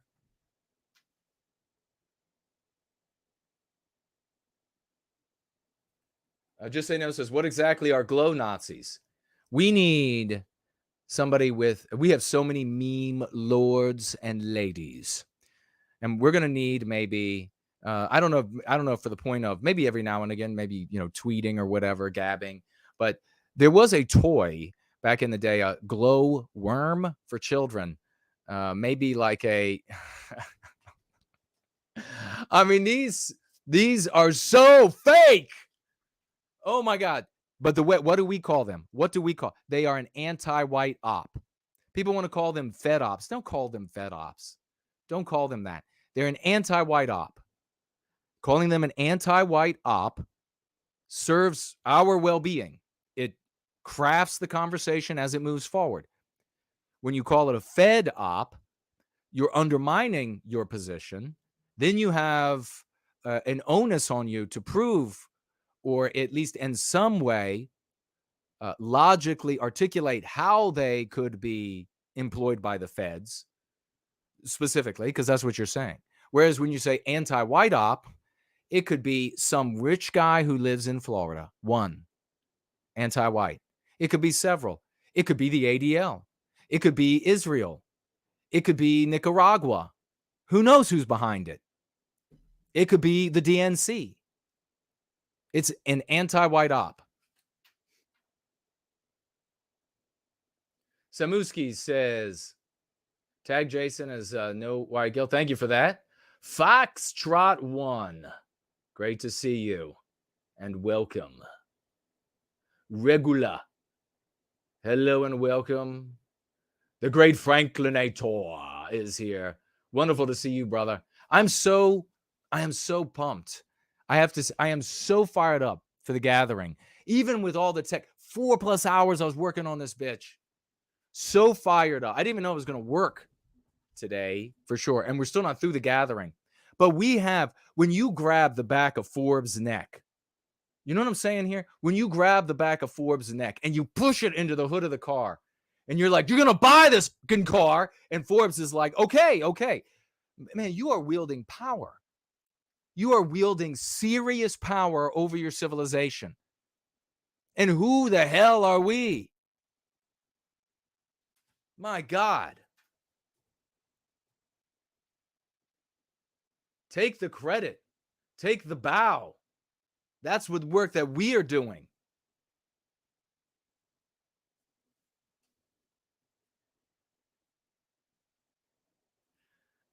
Porden Jeterson says, unfortunately, no white guilt, despite the fact I shared your info with him, New Jersey lockdown resisting gym owner has gone full, quote, tough talk J-Spurg. Oh no, he's become a J-Spurg? You really have to credit yourselves. Everybody who's here. I seriously, when you get an opportunity to look at yourself in the mirror, next time you get an opportunity to look at yourself in the mirror, we are all critical of ourselves. We all look at our weaknesses and we want our weaknesses to be stronger. Yeah. It's normal. And I'm not going to tell you that that's an awful thing to do. This is what we do. It's human nature. Okay. Next time you get in the mirror though, I want you to see a diamond in the rough. If you can't understand, you would have to be able to understand to be able to see this, that you are a diamond in the rough, despite all of your weaknesses, despite your background, despite where you live, despite what you drive, despite whatever it is. You are a diamond in the rough. Look at how easy it is for this population to fall right into the J-Spurging trap, to fall right into the antag, to be more broad, the antag trap. Folks, this is the United States psychological warfare used on its own population for many generations and has utterly bitch slapped the population for generation upon generation upon generation. And you and I have found our way out. You and I are looking at the actual operators behind the curtain. And we are calling out what they do in a way that undermines them, not in a way that empowers them and disempowers us. Really see that. I mean, I can't, this such a shame that Porton Jeterson, Herculean effort, gets to this guy in New Jersey. I mean, maybe I should drive up there, drive right to this guy's gym, have a day at his gym, and have a conversation with him. Gets right to this guy, and now he's going to go tough talking Jay Spurging right into the trap.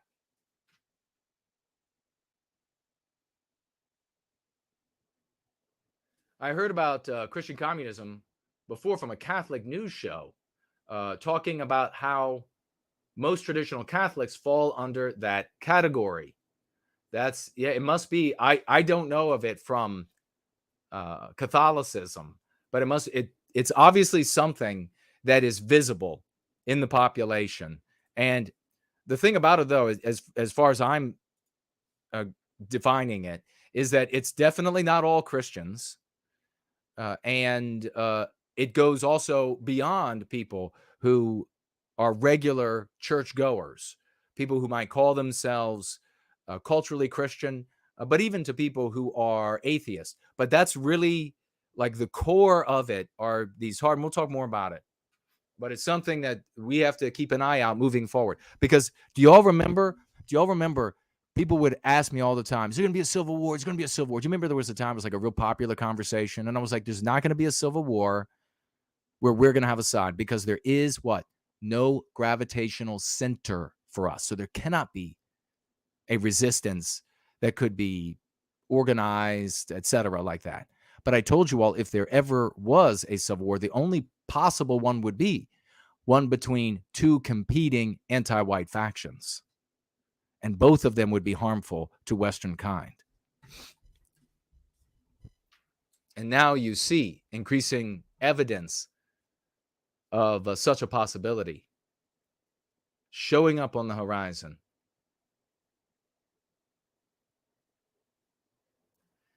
Just Say No says, ban the ADL, may be trending on Twitter, but I say that we should abolish the ADL.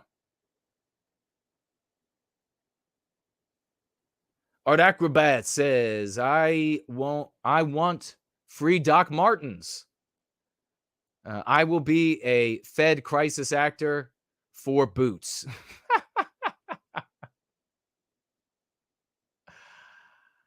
Yes, that's what they do. All of a sudden, these people show up.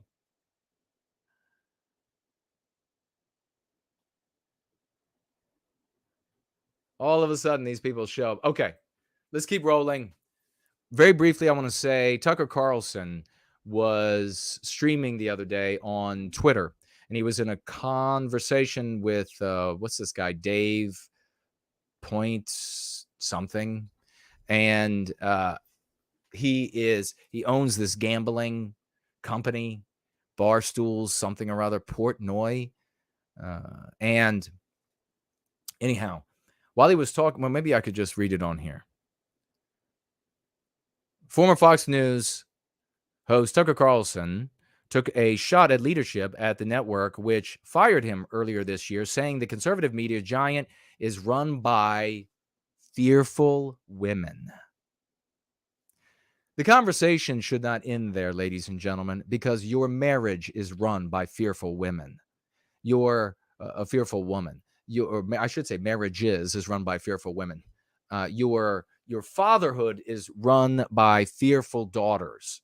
Your relationship is run by a fearful girlfriend. This has to end. Female leadership has to come to an end if we are going to survive. That's what's happening at Fox News. He goes on to say, the Murdochs never got in my way. They were always good to me, Carlson said during the most recent episode of his video show on X, the platform formerly known as Twitter.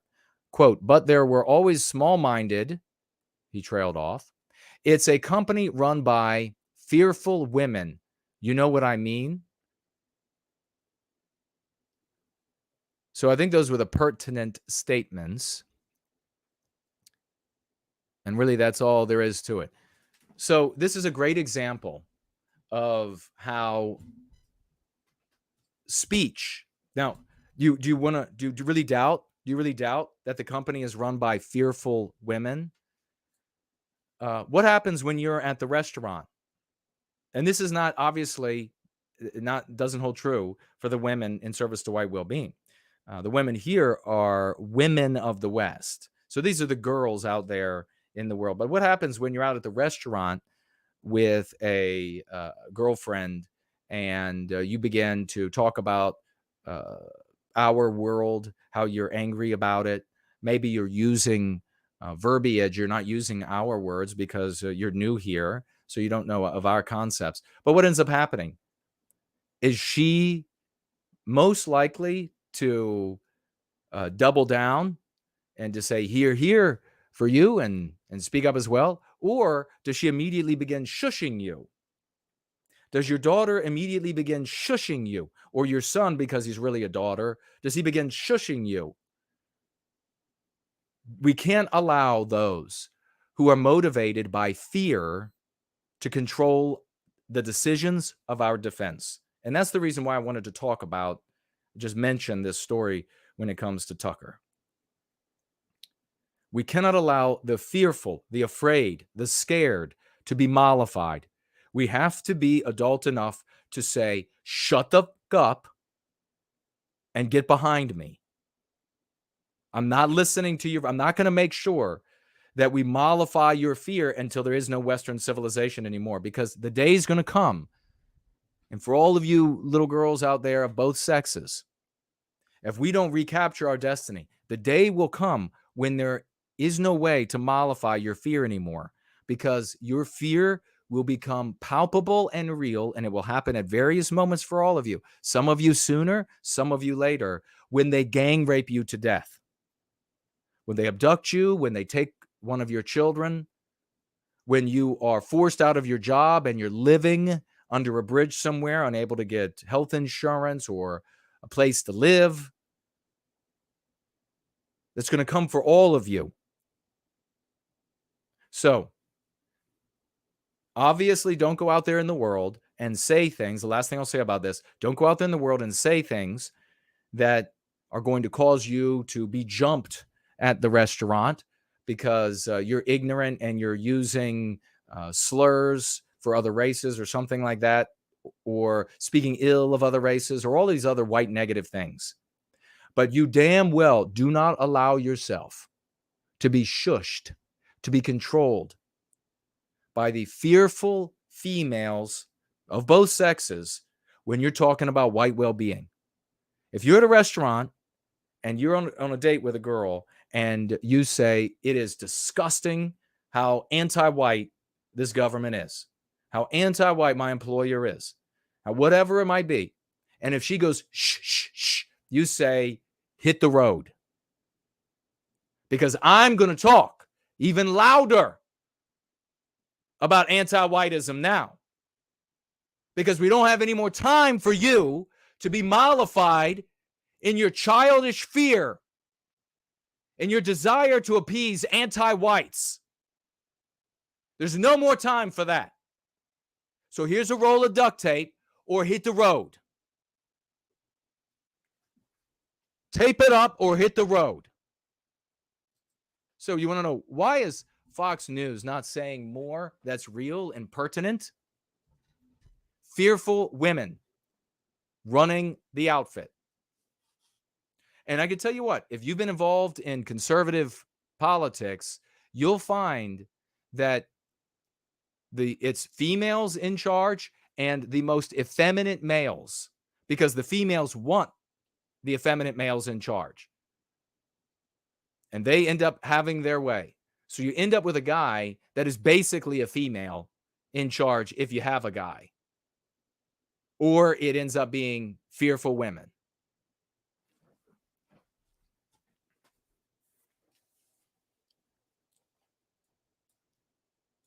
Let's go ahead and have a look at your financial gifts. I'm going to throw up on the screen.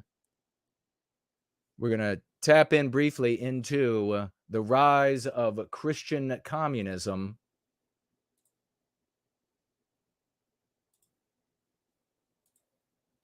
See what you all have to say about that. Entropy. We have on Entropy, a Spartan has shown up with $5 financial gift. God bless you, Spartan. And says with those $5 for white well-being. Beautiful. Thank you very much. Also, another true champion, a real woman of the West, Mrs. Jess Horst. And she financially gifts 10 white well-being dollars with 3 little white heart emojis. God bless you, dear sister. She wouldn't be saying, shh, don't ever complain about our victimization. Our victimizer might not like it. No, just be totally submissive. Let's make sure that our victimizer is always happy with us. Not going to come out of Mrs. Jess Horst's mouth. God bless you, sister. Thank you so very much. We swivel around here to see. Hello over there on Rumble, a platform that doesn't tell anyone at all when I go live, like YouTube. Actually, YouTube, it censors us to about 99 point whatever percent, but at least like 0.02% they will tell. Rumble tells no one. DLive tells no one. Odyssey tells no one. But who do they tell? Gee, I wonder what was created in these little digital ghettos. Hello to you. Looks like, what is that? Toucan just financially gifted 5 lemons of the little cryptocurrency over there, DLive. Thank you so very much. And over here on Odyssey, we have, didn't miss anybody, but a hello to The West is the Best. And somebody out there who is a J Spurg. We'll swivel around here. Samuski on the screen says YouTube still tells me when you're going live. So see, at least YouTube, these the anti-whites. Think about that, folks. The anti-whites will give me a tiny bit of air, enough to just kill me with suffocation. The alternative platforms tell no one about me, but they promote the Christian communism under different names. So in other words, abstractionism and J-Spurgs.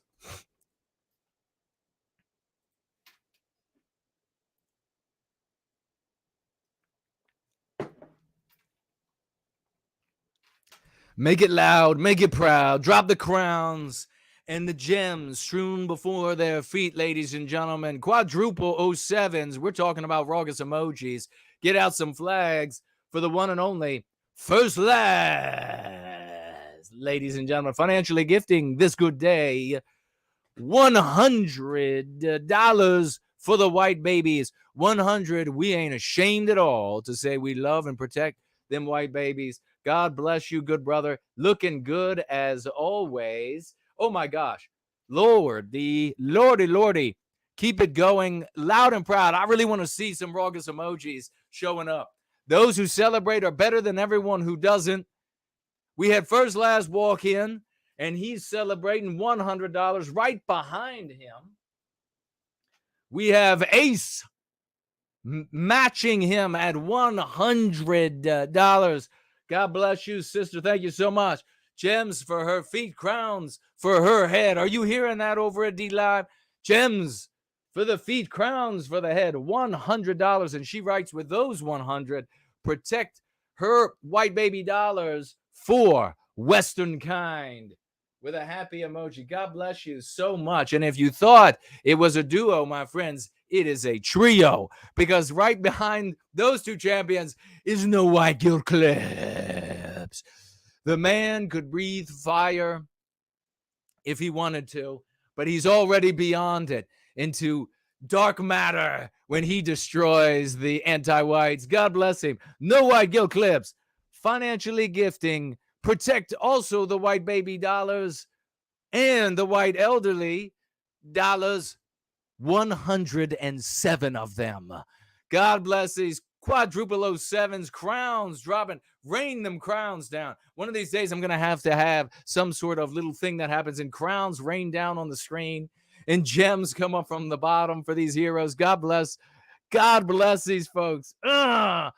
Quadruple 07s, victories after victory. When you're proven right, folks, you get testimonials like this. God bless these working class people making it happen, keeping white children safe from CPS, something that no one could ever say in service to white well-being. White sympathetics of every stripe, they were always running from Child Protective Services.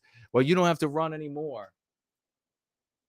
God bless these champions, heroes showing up today. We also have the great white student transmission over here. $5 financial gift. God bless you, sir. And he says, folk tithe plus celebrate this week's victories. Oh, yeah. Oh, yeah. Can you feel it? Can you feel that? As she whimpers. Thank you so much, good brother.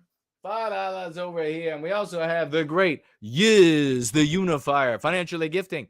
$5 and writing as well. This champion, weekly folk tithe. Making folk tithes, folks. That's how the world goes round. Folk tithing. That's how we're going to recapture our destiny. You know why the ADL is so strong? I'll tell you, but we'll be getting there in a minute. Don't go anywhere. $5 financial gift. God bless you. Thank you so very much. And then the great Seamus is here. Seamus slides into the pool of champions. He's getting into that warm water. It feels good. The water is warm, and it's full of little baby fishes swimming around. It's glorious. It's like a tropical island. And he's out there. $1 financial gift. Today, he says he is poor in money. Oh, I love what he wrote. Boy, really, really raucous it up for this. Today, I am poor in money, but rich with white well-being. Seamus. Awesome, man. That is awesome. God bless you, brother. Boy, we thought that we had the party going. We had no idea that these champs were going to enter and really celebrate. All right, Subscribe Star. Didn't miss anybody on Subscribe Star. Keeping my eye on it. For those of you who are out there, you want to know what's going on in the world. You want to know what's going to end up happening here. We are going to articulate some important things about Christian communism. And could somebody do a search for me and see how far is it really out there? Is somebody talked at length about it? Because what will happen is somebody is going to take this. We're going to talk about it. Team White Wellbeing, the Knights of the White Table. And then you're going to see others will come in and they'll just be like, oh, just going to co-opt a little bit of that. I'm just going to co-opt a little bit of that. And then they're going to go to their little webzines. They're going to go to their little webzines. And they're going to start writing and they're going to say, oh, I'm going to cite a bunch of different people. Let me cite this philosopher or that philosopher because that makes me seem smart. And I will cite them. And then I will claim that I came up with it. And I will go to giant donors who don't work for a living, like these good people do, working class people,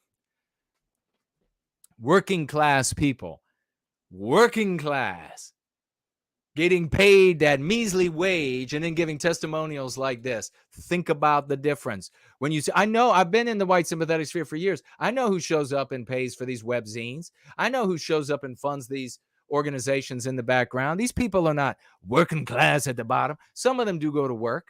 Some of them do. Some of them go to work and they own the business that they work at. But they're the ones who are breaking out those big dollars, funding those when they're not anti-whites. So you really got to celebrate these people. The anti-whites are never going to show up and fund yours truly. You get a lot of these Jacebergs show up and they're like, he's some kind of a Jewish guy. He's fronting for them. They must need him. Oh yeah, they need me. That's yeah. That's what it is. We're going to talk about Christian communism. Have you considered live streaming on Twitter? I think we are live on Twitter right now, my friend. Hop on over to No White Guilt NWG on Twitter and see if we are live, please. And then come back, tag me again, let me know. We should be live. We are live all over the place.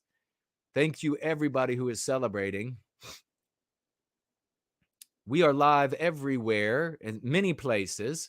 I have been live on many different platforms and then thrown off.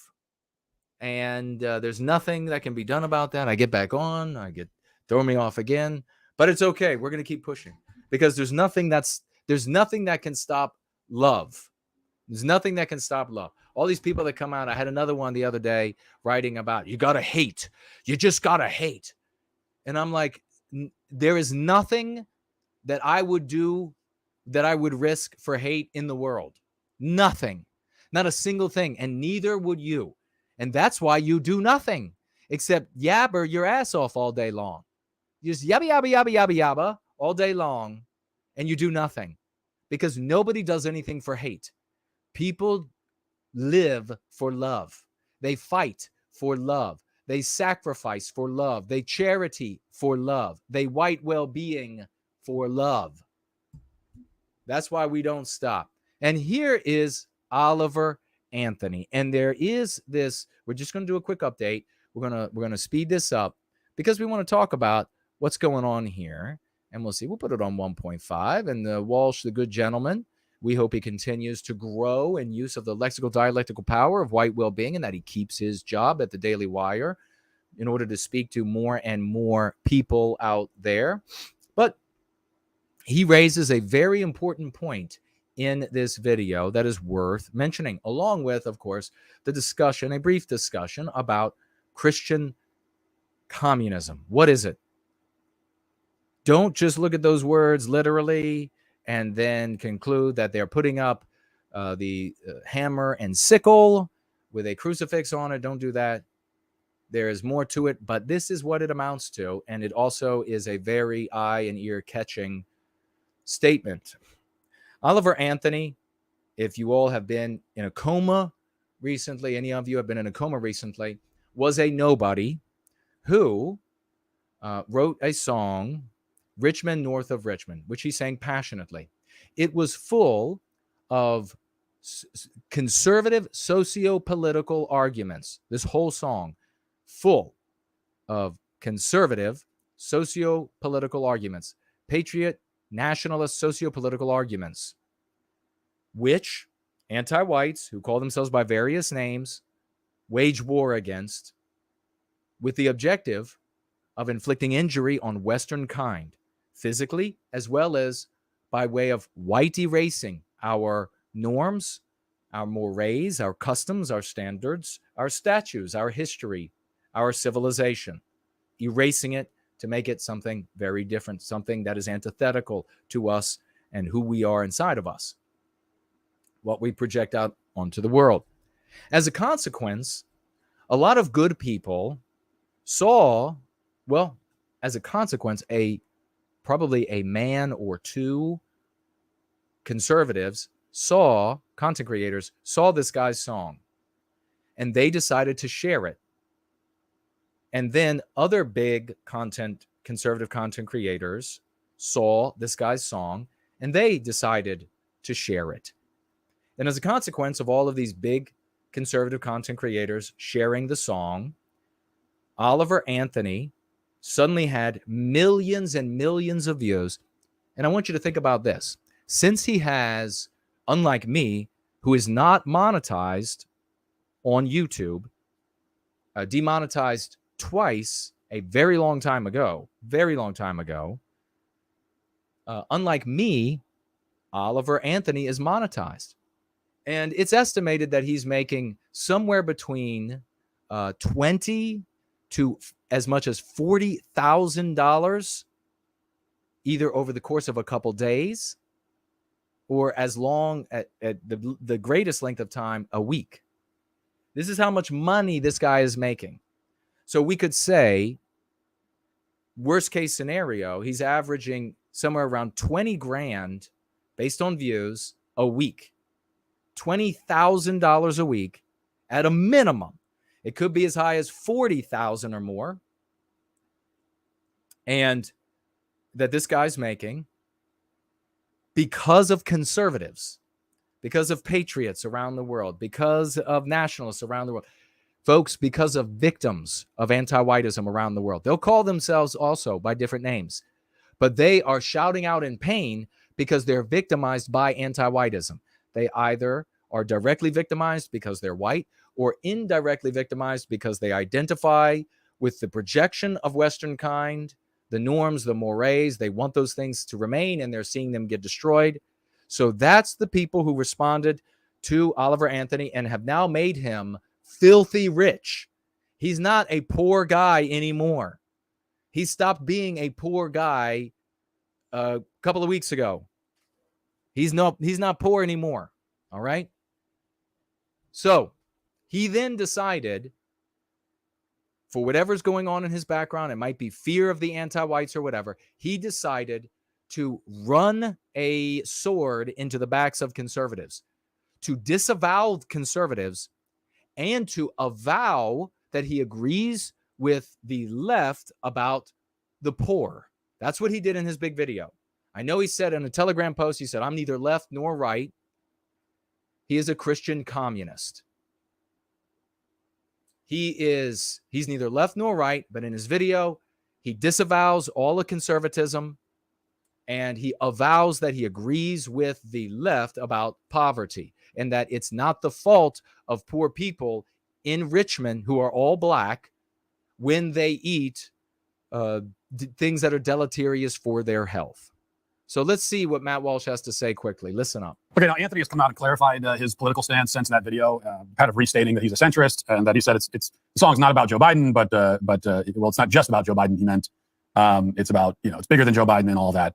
Which I just want to point out, when he said it's not just about, or no, he said it's not about Joe Biden. That's what he said in the video, if you recall. It's not about Joe Biden. He said about the Republicans on the stage. Remember, conservatives are not happy with Republicans. We vote Republican. We try to get them to do conservative things, but they're anti-white as well.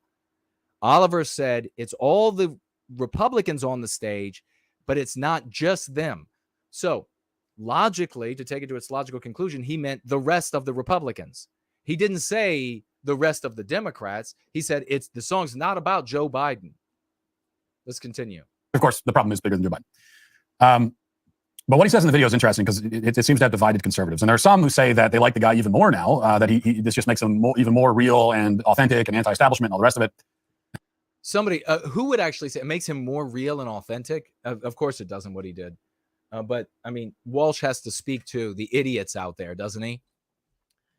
I mean, there are actual vegetables out there that are, drooling, and they would say this about them. And a lot of these people are very religious. And they say things like, Oliver is sent from God. He's the voice of God, and he's John the Baptist. Okay? This is the kind of thing that not all Christians, there are Christians in this community that are like, these people are insane. So this is not all Christians by any stretch of the imagination. But it's a number, and they're vocal about this Oliver Anthony, who is now a rich man west of Richmond. That's where Farmville is. It's west of Richmond, in the center of the state. So somebody maybe needs to write a song about Oliver Anthony, rich man west of Richmond. It's all great. And there are others who say that Anthony is trying to distance himself from conservatives, that he's basically throwing his own fan base under the bus to appease the left. And they're upset about that. I'm not really in either camp exactly. And here's the way that I see it. I don't like this. Well, come on, Walsh. He's now, I'm going to be a centrist when it comes to the opinion of Oliver Anthony. I mean, he's got to do that. I get it. Probably, if you were to meet him in the hallway behind this studio, he would say, that guy's a piece of shit. But here he's got to say that, so I get it. First, to Anthony's credit, or in his defense, I guess, he never planned to become nationally known overnight. He obviously wasn't prepared for the fame because you really can't be prepared for it until you have it. And for him, he went from like very not famous, right? He went from very obscure to famous in 24 hours. And that doesn't. I think you can understand. Like I said, I felt bad for him because he seemed so scared. You can understand that he wasn't prepared. Okay, whatever. But the decision to disavow every one of the victims out there. I feel worse for the victims of anti-whiteism than I do for Oliver. And I have less and less care for him every day. I feel worse for them because they were getting victimized by anti-whiteism. And then here comes this song and this guy crying out in pain. And they're like, that's my voice too. And then he's like, well, all of you, I wasn't singing for you. So I feel worse for them than I do for him. Doesn't happen very often. And even if it happens over the span of, if you climb up the ladder of fame over the course of years, it's still, you get to a certain point where there's not, there's no guidebook that you can really read that will tell you how to navigate it. There are a lot of people, there are publicists and consultants and whatever else, whatever people that claim that they're the experts. And some of them are good, do have good advice and others don't. I'm going to go to the Ban the ADL campaign. And, but next will be the Glow Nazis we'll talk about. And we'll do that in just a minute. But even being able to navigate that and know who you should listen to and who you shouldn't listen to, again, there really isn't. We can only imagine. Also, he's a singer. He's not a political pundit. He's not an analyst. He's not a talking head. He's also not a... All right, but you can still hold him. I think Walsh is feeling this very gynocentric, this very female protection ring around Oliver. Like all these women want to come up and just say, oh, come on, he's so innocent looking or whatever. No, fuck you, bitch. I don't give a shit. I'm not going to give any pass. Look, if you're going to speak socio-politically, then you got to be able to speak to your statements. So if you're going to make a song that's going to talk about politics in it, then you got to be able to defend those positions. So he doesn't get a pass just because he's an artist. I mean, could you imagine applying the same sort of standard to an anti-white that's like, I'm just painting about chopping white people's heads off. You remember that? And the black president of the United States, the anti-white black president that was supposed to unite us all. He's like, this is my artist. She paints cutting heads off of white people. A philosopher, right? He's a musical artist. And that's all he wants to be, which is fine. That's good. That's all we should ask of him. That we shouldn't want musicians to be political pundits. And if a musician comes along that has he has a message that resonates with people on the right, it's very much a mistake to take that guy and insist that he become a Fox News pundit. That's the worst thing you could do. I don't think anybody's doing that. I don't think anybody's at all. We don't need to have him defending some party line, right? You don't need musical artists to do that. You don't need artists in general to do that. They shouldn't be focused on a party line. They should just be, they should be engaged with their art. No, we need people that are going to speak up for our race in poetry, in painting, in rock, in rap, in jazz, in plays, in movies, in TV shows, in talent shows. We need people that will speak up for us. And as a consequence of us, Western countries. We absolutely need that. There ain't nobody who is anti-white out there saying, you know what? Never speak about politics. Never speak about religion. Never speak about... No, they're saying cut the throats of Western kind. Those are the artists. When you're willing to shit on Western kind, those are the ones they make millionaires. Those are the ones they put in front of you. If you're an actor and you hate the white race, you're the one who gets the spot in the movie. If you're an author and you want to write about characters that are wiping out Western civilization, destroying Western norms, changing genders back and forth throughout the course of the book, you'll be the one who gets the $1 million contract. So no, I totally disagree. We need artists doing all of this for our voice. For us. And expressing themselves that way. So that's on the one hand. On the other hand, look, nobody cares if Oliver Anthony is criticizing Republicans. We all do that. Nobody criticizes Republicans more than conservatives. It's our favorite pastime. We all do it all the time. That's all fine. Okay. So I don't care about that. But just to be totally honest, when he says that he's aggravated by people in, quote, conservative news, I guess there are various ways of interpreting that, but that would seem to me very much to be a reference to the people who gave him a platform to begin with. People who, people who connected his song to other people. Now, people connected. Was it anti-whites who, big anti-white content creators who shared with their giant fan bases anything about Oliver at first? No. It wasn't a bunch of, we're all the same against the elites in the anti-white camp, they hate him. That's who he's trying to cozy up to. Not another dollar should be spent on his music. I don't care how much you like it. Until this pudgy little guy from, or big guy, however tall he is, from Central Virginia decides to apologize to all the people who fell in love with that voice and that song, because it 100% was speaking socio-political to our victimization at the hands of anti-whites. With the song because it's a good song, and that's all on him. He made a good song. But they heard it to begin with because of conservative media and conservative personalities and influencers. Prior to that, Oliver Anthony had an audience of basically no one on YouTube. And that's just a fact. You know, he wouldn't have an audience without the conservative media personalities that he is now aggravated by. As many of you know, I'm a true grill master. I love grilling up just about anything. Thanks to my paying grill. What really rubbed me the wrong way most of all is not even that. When he says musicians, he throws musicians into that. He says, I'm aggravated by the musicians who are pretending to be buddies with me. Like who? Which musicians are you referring to? Because only a very, very, very few prominent musicians ever acknowledged. No, he specifically, like if you are a person victimized by anti-whites, and directly or indirectly, and you took his song and you got on YouTube or you got elsewhere and you showed family or you showed friends or whatever it is, or you showed your audience, he was very aggravated to hell by you, because he said you're trying these people, it's conservatives, patriots, they're trying to enhance their own popularity riding on my song, and that irritates the hell out of me, or aggravates the hell out of me, is what he said. That he's talking about you folks. That the guy even exists. I mean, John Rich is the only one I can even think of. There might have been a few others, but and John Rich was not pretending to be Oliver's buddy. He was trying to help him get his music out. Almost all the other musicians just never said a single word about Oliver Anthony at all. So, and the few who did were complimenting him and supporting him, and he's saying that he's aggravated by them, which is interesting. And finally, he says that he's aggravated by the fact that the song was played at the Republican debate. Well, you know, an interesting fact here is that Fox. Oh, this is good. See, when I saw it played, I thought it was just a short enough to be fair use and to comment on it on Fox News.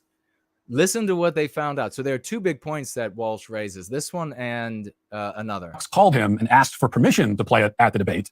And we know that because the Fox anchors who were the moderators have said that. They said they got permission. But even if they didn't say that, we already know. Anyone who knows how these things work already knows. You know, when I heard it playing at the debate myself, I immediately knew that Oliver Anthony approved that because of copyright law. And they're not going to just play the song without permission. I mean, they could, but they're probably not going to. They're going to get permission. And they said that they did. So he approved this. What do you think of that? What do you think of Oliver Anthony now?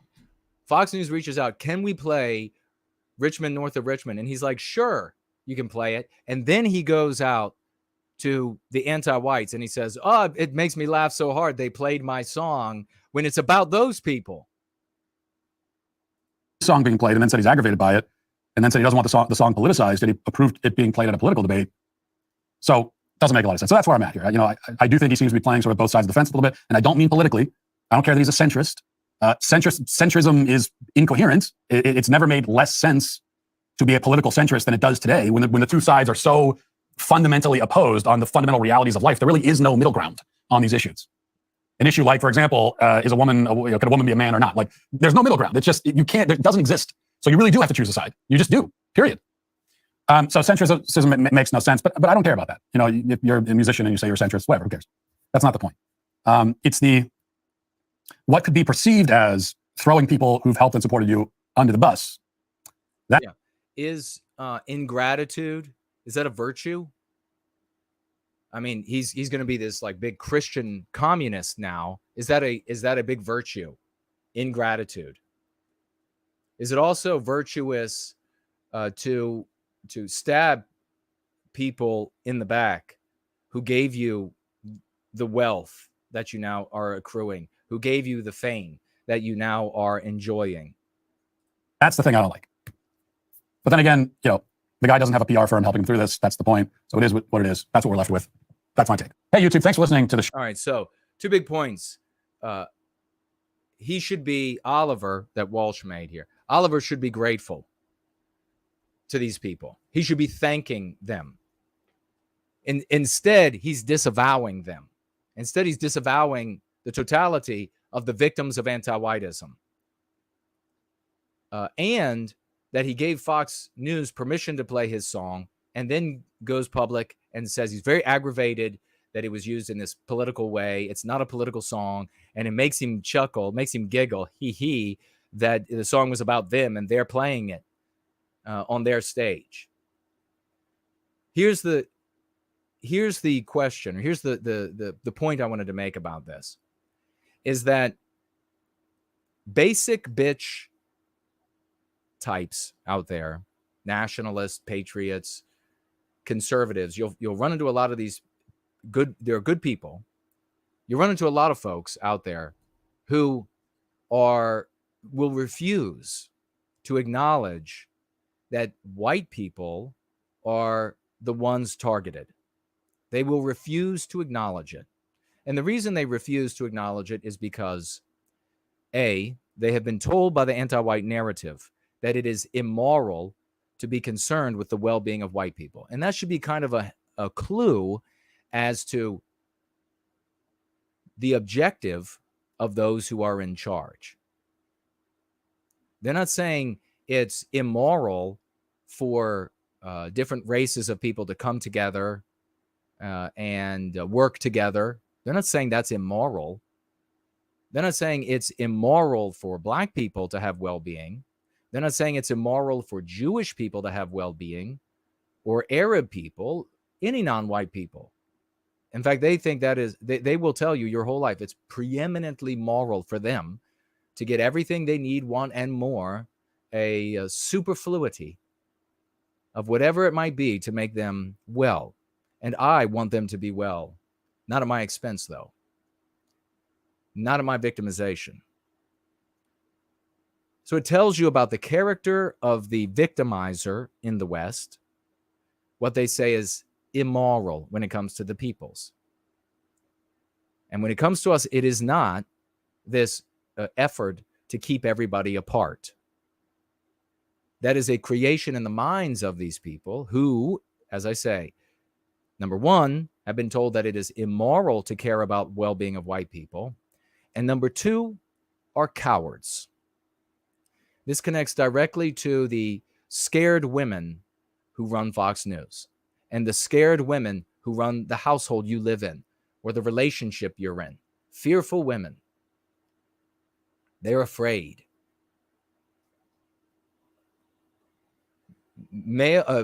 Boys and girls of these fearful women are too afraid to point out the reality that we're victimized as the target in Western civilization, that the evil that is destroying the West targets white people, and that it targets, therefore, everything that white people create and have created and own as our legacy, as our inheritance, as our history, as our future. That is where the attack is, and it is very clear to see. But the vast majority of people, conservatives and patriots, etc., being victimized by all of this, they were taught that it was immoral to care about the well-being of white people, which somehow doesn't clue them in. And then when they are told, the people who don't come over to white well-being, they want to stay in these circles, they're too cowardly, or they allow the fearful, cowardly women in their lives to make their decisions for them. So it could be a daughter who has the courage to go free, to implement the practice in her life, but then she's got this fearful mother or older sister or younger sister that inhibits or blocks or somehow undermines her ability to become and be that woman of the West that she's destined to be. So what do they do when they are too afraid to acknowledge where the victimization is actually taking place? And yes, there are other reasons that some in conservative ranks, for example, there will be non-white conservative content creators who will not want to recognize that the attack is on white people, and therefore non-white people who are conservatives are collateral damage, because they know if they suspect that if they say that, that will maybe undermine their access to conservative dollars, to conservative women on their backs, or men on their backs, or bent over, or whatever it might be. They're concerned that it might cost them somehow. So there are other reasons. But here we're talking about the broad, sweeping majority of our brothers and sisters, Westmen, as well as good non-white people, who just are upset. They're being victimized. They won't speak out. So what do they end up doing? They end up calling anti-whites by names of their taking almost universally. But when they are edgy, so names of their taking, leftist, woke, etc. When they're edgy, they'll go all the way out and on the limb and call them communists. And if they're like really vulgar, they'll call them commies. That's when they're being super edgy. Now, here's the thing. What they are backing themselves into is a perfect trap made for them by anti-whites. They're backing themselves into backing away from racial Marxism and into original or economic Marxism. It is a us, the have-nots, multiracial, against the haves. That is economic Marxism, and when applied to a country, is communism. That is how they can be called Christian communists. All of these people who will use this communist slur are themselves active communists, economic Marxists. That is what they believe will save Western civilization. That is what they believe will put an end to this victimization of the West against the racial Marxist. These are arguments that if you have been in the conservative sphere, as I was, I worked on the Hill, I dealt with these people, they will talk at length, ad nauseum, and they will cite everyone under the sun who participated here or there. They have these learning institutes where you can go and learn endlessly, repetitively about the same people who created, implemented economic Marxism, and then how they came to the United States and they weren't able to use economic Marxism here. I mean, this could literally be, I could give you an hour-long talk, and I'm not going to do it because it's a total waste of my time and yours, because you've probably heard it all before. They came to the United States, and then they realized in other Western countries, UK, etc., that there weren't enough of the have-nots. The working class was doing pretty darn good. And so they couldn't rally the working class to take on the upper class. So they decided to divide them on race. And so naturally, then the thinking, the natural consequence of the thinking is that if the Marxists weren't here dividing all these different races from each other, the natural consequence would be that there would be multiracial harmony, that there would be multiracial nirvana. All the different races would just get along perfectly without any friction whatsoever. Of course, without any precedents on planet Earth either. But they don't have to worry about that because they don't have to worry about that because they're dumb. So the thinking then is, if we can just overcome this racial Marxism, then we'll be able to come together. Everybody will be able to come together. We'll be able to have children together. We'll be able to just blend all these different religion and customs and etc. cultures. And then we'll be able to take over the elites so that we can have multiracial nirvana. Most of them don't, when they think about this and they talk about it, they stop short of the, we'll reproduce ourselves out of existence, and we'll get rid of Western civilization by this big melding of cultures. Instead, they have a bit of hubris left, and they think that all the non-white peoples will suddenly become Westerners, and they'll suddenly be good little Westerners, and they'll have an America just like these patriots or conservatives would have in America. Of course, without precedent on planet Earth. Once you have numerical courage, nothing like that is going to happen out of any group. Just like me alone in China or with 5,000 other white people, we wouldn't have numerical courage. We would be as Chinese as we could be. You get to about 100 million of us over there in China, and we would start changing how China does things and the way China looks. We'd want it to look a lot more like us. So they end up backing themselves into the very thing that at the beginning of their conversations, they tell you is the preeminent evil of the world, i.e., communism, Marxism, communism. They are specifically in their arguments, it's an us versus them being the elites, the people versus the elites, is the economic Marxist argument. Talk about doing a circle.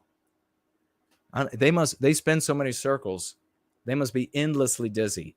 Or I wish I had stock in meclizine for these dizzy motherfuckers. I tell you what, to start off your conversations and your education about being a conservative and learn all about the economic Marxism, Karl Marx, and on, and then to work your way all the way back around to, well, what we need is economic Marxism, is truly a feat of dizzy stupidity. But that's where all of these folks who are still great big Oliver fans, after learning the truth about him, stabbing everybody in the back, and he's no longer a poor guy in Farmville, Virginia, that's the position that they're taking. Now, where does the Christian element come from? As I said earlier, that it's definitely not all Christians, certainly not the Christians in this community. And it's not only composed of Christians. It has atheists, it has etc. in there. It has cultural Christians. The Christian component comes into play by way of the very vocal citations of the Bible that speak to all of the groups of man as just one group, one big group, and whether that's a misinterpretation or an inapplication is not for me to debate, or for us who are in service to white well-being to debate. That's not what we do. It's merely to tell you that this is what you see. And Oliver Anthony is a great example of a lot of folks that I have run into that will cite scripture. They will adduce the good book to legitimize their economic Marxist socio-political agenda. This is the rise of Christian communism. It is vastly larger than the joke that could never get started anywhere. I mean, talk about like a seized motor in a lawnmower, or a 125cc dirt bike, or a mini bike. A seized motor in a mini bike with a broken clutch, and that has been laid out in the sun for 2 decades, and you're trying to get that thing started. Christian nationalism has less chance than that thing. Christian nationalism is a joke compared to Christian communism. That is the broad sweeping millions in this country. And that is the lure right now that people in service to white well-being here who use the Go Free method are up against. When we are out there trying to reach these folks, we need to understand where they're coming from. We need to understand what they're looking to have. In the coming years, this will become a increasingly palpable force. Christian nationalism, Christian communism is going to be everywhere because the anti-whites are exerting more and more pain on these people. Now we go back to what I said a little bit earlier. You asked me some years back now, maybe 2, well, if we couldn't have a civil war, if there's no gravitational pull for us, then could there still be a civil war, though? And my answer was yes, but not one that you would want, because it would be between 2 different anti-white sides. That would be hell for you. The tank rolling over the hill with the multiracial crew on top that are arguing for Christian communism to save America. That's the only possibility for civil war. And it will be every bit as anti-white as the opposition. I'll take a look at what you all are having to say about that in the live chat. And we will get on to the glow Nazis. Who doesn't want to talk about the glow Nazis?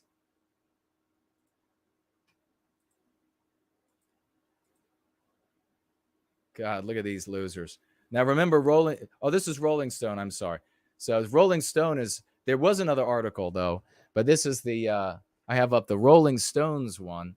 Look at this guy. Very, very pretty individual, huh?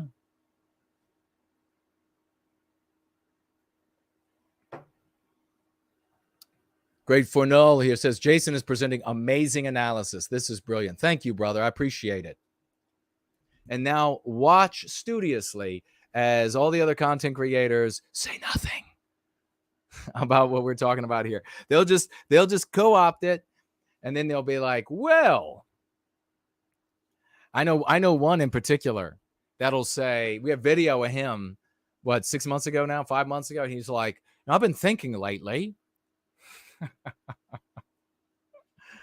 Yeah, you've been thinking lately. Lottie is here. Hello to you. Is that Wunderkund of Saxony? Are you a young man? Those are agent actors. Yeah, they're anti-white operatives is what they are. This is an anti-white op.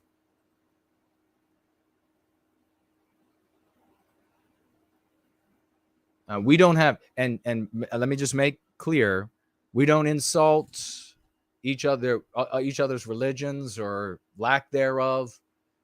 We come together here around our biospirit. And it's very easy for a Christian or Catholic or Mormon or atheist or whatever, agnostic, to see and appreciate that we have a unique biospirit, the spirit of the West, and that it's identifiable by what we project into the world. All animals project their instinct into the world. The more complex the animal, the more complex that projection. Very smart birds will collect different colors of items to lure the females in. The projection of individual Westmen in aggregate is called culture. This is our opinion about these things. You'll get a different opinion from CNN. David is here, so we don't insult each other. Lavish is here. Hello, haven't seen you in a while. Samuski, now I fully understand what you mean by abstractions. Yes, you see, it has nothing at all to do with the origin of those ideas. They will happily kill off the origin. It's a crazy thing. So many of these folks are, they work with and or around animals. So you would think they would understand the story of the golden goose. I mean, it's very straightforward.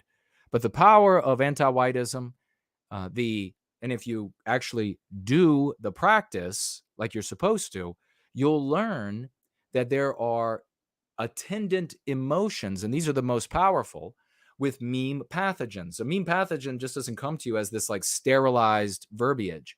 It's associated with ideas of right and wrong, how you're supposed to feel, how not supposed to feel, what the person looks like that holds this idea, and what kind of person they are, what the person doesn't look like. Those are very powerful, so that you can come to something so obvious, like if you kill the source of the idea of the golden egg, then you don't have it anymore. That can even be turned upside down, so that you think that the only thing that matters are the eggs, and that they will, even though you've never found Western civilization to come from any other people, and Western civilization isn't, there's no cosmic scale that says it's better than any of the others. It's just another civilization that's produced. White people produce it, and people of all races have contributed to it wonderfully. But white people produce Western civilization. No one else has. But you can be convinced by the anti-white narrative into believing that even though no other goose has laid a golden egg, that golden eggs just happen all the time. Anybody could lay the golden egg. Anybody could preserve the golden egg. And what is preservation? This is something that I've given speeches on, should be mentioned. Preservation is recreation. That's what preservation is. So when they say, who could preserve Western, because there used to be these arguments in the white sympathetic sphere way back when the internet was still quite weak, that said, well, in fact, it came from Jared Taylor folks, that, well, if there are plenty of Asians here, then they'll be able to perpetuate Western civilization. Except no, that I argued, and also not given the opportunity to speak in front of the assemblage. But no, because preservation is recreation. It's daily recreation. That's what preservation is. Western civilization is not something that you can put into a museum and say, well, there it is. Now it won't go anywhere. It's something that has to be recreated on a daily basis.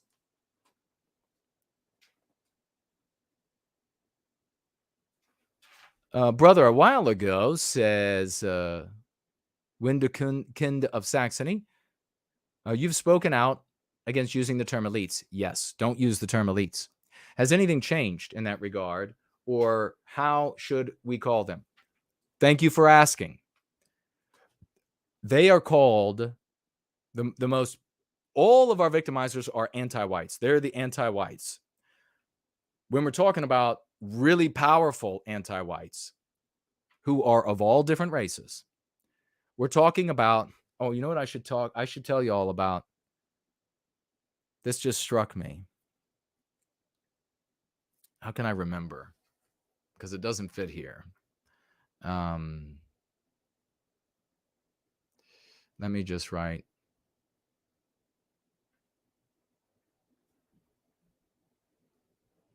Okay. When we're talking about the most powerful anti-whites, we're talking about anti-white oligarchs. So, I mean, once you hit the point of, I don't know, maybe millionaires that are anti-white, and then all the way on up, those are anti-white oligarchs. We don't call them elites because our lived experience with the word elite is superior, better. There are products with elite on it that we look at it and we think, oh, that's something really good. A core tenet of the psychological warfare that is anti-whiteism is to associate your victimization with concepts in your lived experience that are good. And they do that because they know that you live the majority of your life in the subconscious mind. The actions and reactions to stimuli are like programmed robot. This is where people say, is there really freedom of will in the world or in the universe? And what they're failing to see, they're only looking at the subconscious mind if they understood it as that, rather than the conscious, because you can make a conscious decision totally at odds with the stimuli, but they're not me. So that's why they're getting it wrong. They're not team white well-being. That's why they're getting it wrong.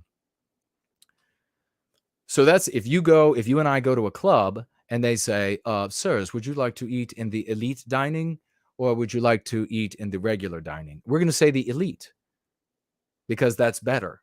Oligarch doesn't hold the same connection for lived experience as something good. And that's why it's far more powerful to call them anti-white oligarchs. We end up associating in our subconscious mind this with our victimization. And then wherever we see oligarch, that will be the association. You'll never be able to like drive down the road and see like oligarch's car wash and then think that's a good place to go. Okay.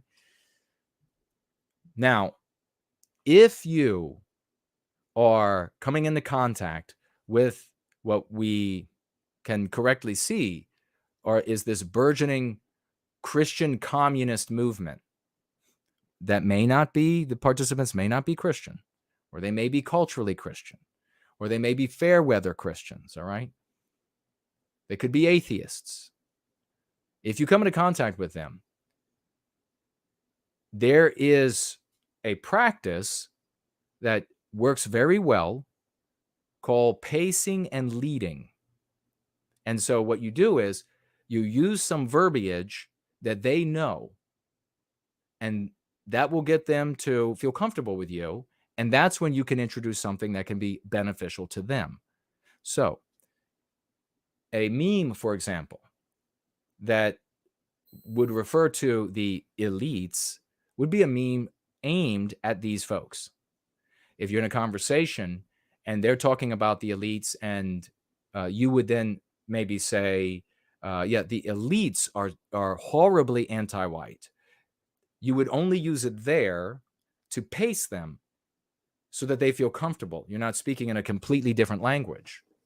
So it's like when you deliver medicine, how do you deliver the medicine? Well, as you can see over time, they have made medicine taste better and better so that it appeals to us rather than being an affront. Everyone who's had children had to take care of them knows the problem with a medicine that tastes really bad.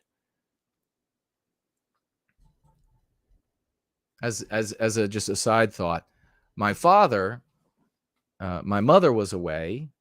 She was in the hospital, and my father was taking care of us, and I got sick, and he taught a lot of lessons without having to say a lot of words. They were riddles, and I got sick, and he said, well, okay, you got to take the medicine. And I refused. I was a very young child. I said, no, I'm not gonna, it's awful. I'm not gonna take it. And so he brought it in, and it was a little cup, and he said, it's almost nothing. You've got to take it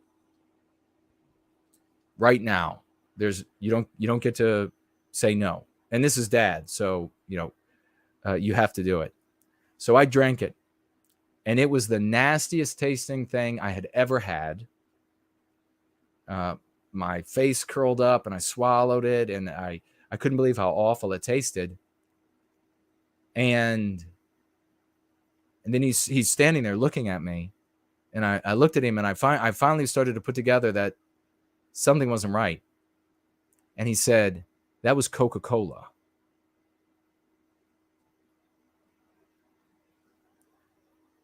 Video shows angry glow Nazis cursing and screaming slurs during march in Florida.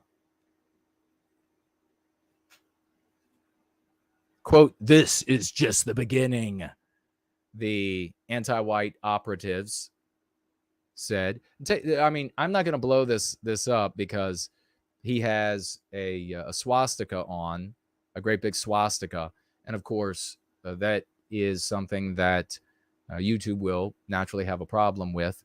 But I mean, you could find this. This is over on Rolling Stone. And take a look at this guy, and you can see whether or not this is the kind of guy that is going to appeal to the millions of people that we need to be in service to white well-being with a moral position. White people need a moral matrix in order to act. because otherwise we consider that villainy, we consider it criminal. And here you have this person perfectly selected for this role. I mean, this is anybody thinking that this is not? I know the internet is blowing up with this because it's being pushed by the anti-whites. So that's the first thing I want everybody to really understand. This is being pushed by the anti-whites. Why? Why are the anti-whites pushing this? They're pushing this because it proves the anti-white narrative. The anti-white narrative states that white people are evil, that all they want to do is harm non-white people, that the way to have white well-being is only by harming non-white people. That's one of the most harmful things, meme pathogens in the anti-white narrative, by the way, and something that folks like this and Jay Spurgs generally prove with their comments, even though they end up doing nothing. They just stay online and they just make their petty little ridiculous asinine arguments, really hateful arguments about other groups of people. And then every now and again, you'll have, like we just had the other day in Jacksonville, a psycho Jay Spurg that'll go out and murder some innocent people. Again, proving the anti-white narrative. Why do I say, why is it not the reverse? Because, why is it not that this is reality and then we see it reflected in art? The reason why is because it is ubiquitous in art and rare in reality. It is a certain speech and clothing and attire and behavior in art, the anti-white art, and that is mimicked in reality. This is not reverse. There is no parity. This is literally cutting like Darth Vader out of Star Wars and putting him in the streets. This is take your villain of choice out of any of your movies of choice and then putting that in the streets and saying it's real. There it is. In this case, in most cases, the people that are doing it are not being directly employed to do it. They have fallen into the trap, and it's a slippery slope of a trap to fall into. It's Roach Motel. You go in, you don't come out most of the time. We redeem a lot of people from this evil. And that's what this is. That's exactly what this is. What kind of evil? It's the evil in the anti-white narrative, a fiction that we're forced to live inside of.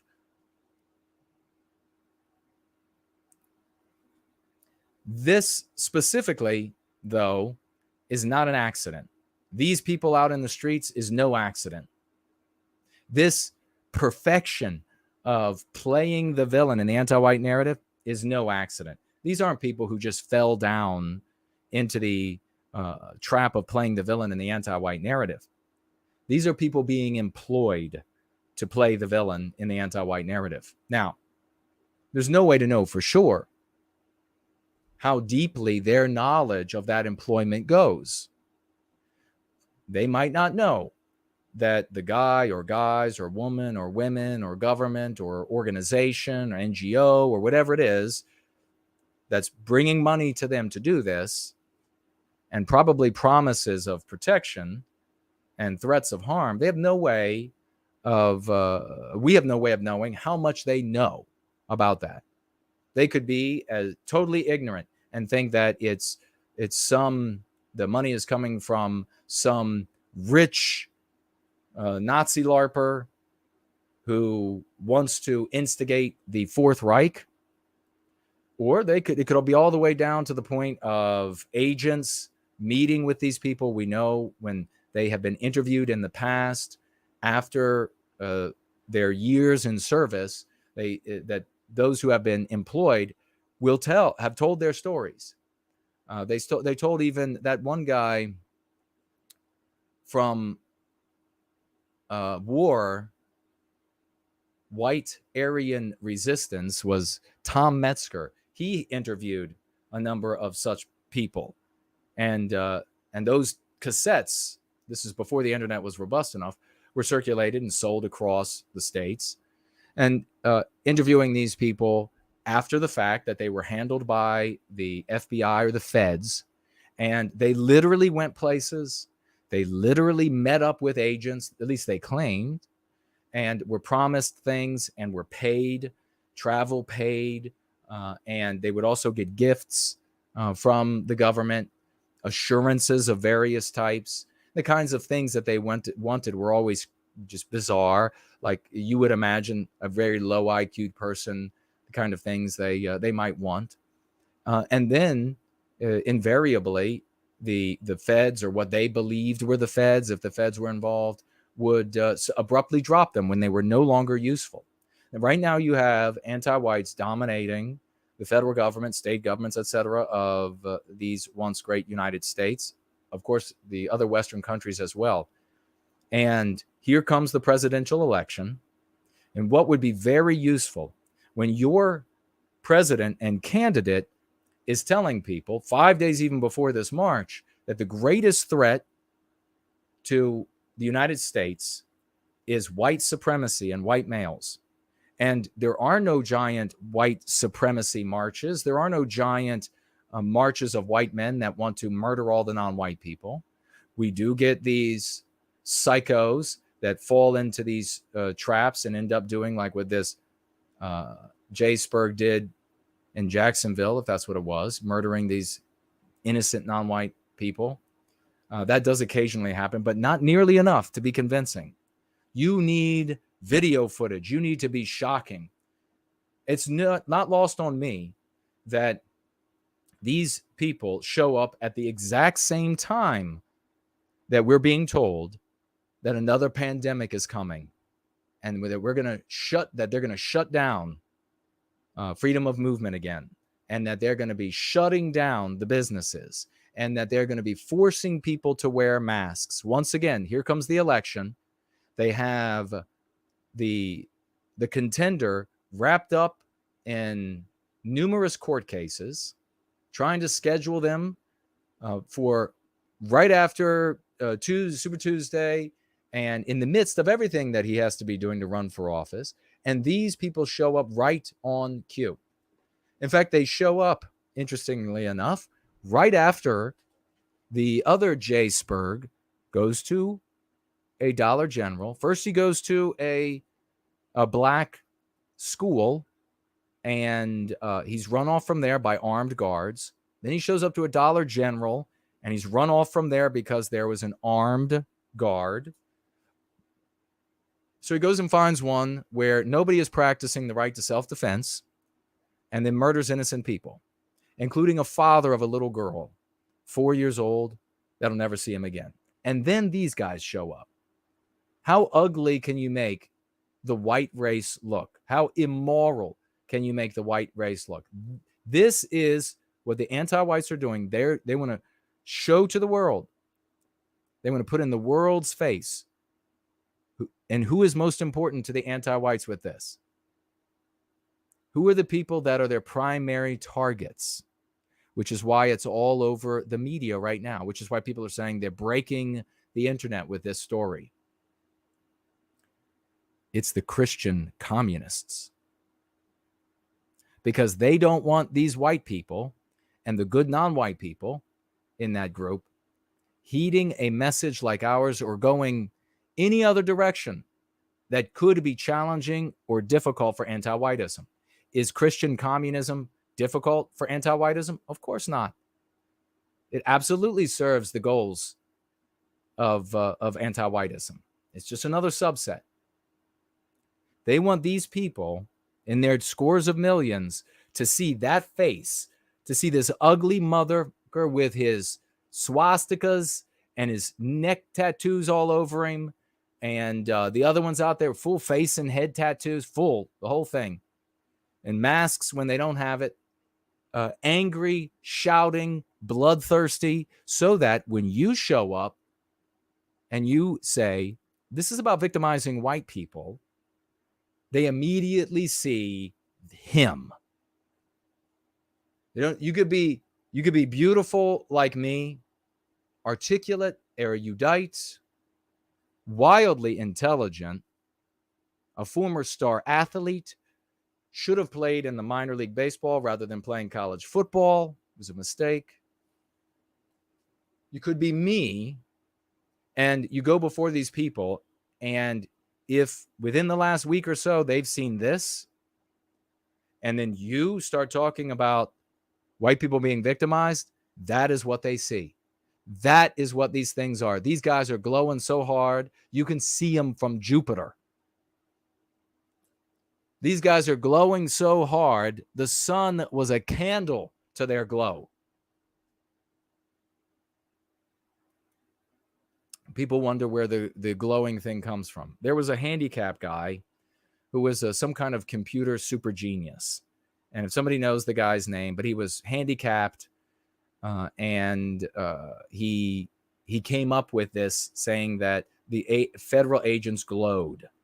And he would say it, and it was very funny on videos a long time ago. Back in what they called white nationalism 1.0. This is the beginning. The leader of the neo-Nazi group Blood Tribe. Just sounds so inviting. Warned. Now, could this guy put down Vermont? No. Could he put down New Hampshire? No. He couldn't put down Mayberry. Would take him right on. In fact, I'd be willing to put money on the fact that he's been in prison, which meant he couldn't even put down the cops who came to arrest him. But this is the beginning. I want you, and we do this on purpose. He's tough talking. Joe Biggs, tough talking. Who goes to jail for 17 years and who stays in the public eye and why?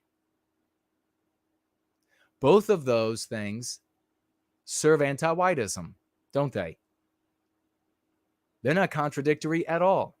There's no hypocrisy at all on the anti-whites. Were they hypocritical? When they take Joe Biggs and they sentence him to 17 years in jail, what they're telling all of this burgeoning Christian communist movement is that if you mess with us, that's what's going to happen to you. And what are they doing with this guy and the other ones that are there with him? They're telling those burgeoning Christian communists in their millions that if you care about white people, this is what you look like. This is your company. This is your moral equivalent. So you see, both serve anti-whiteism.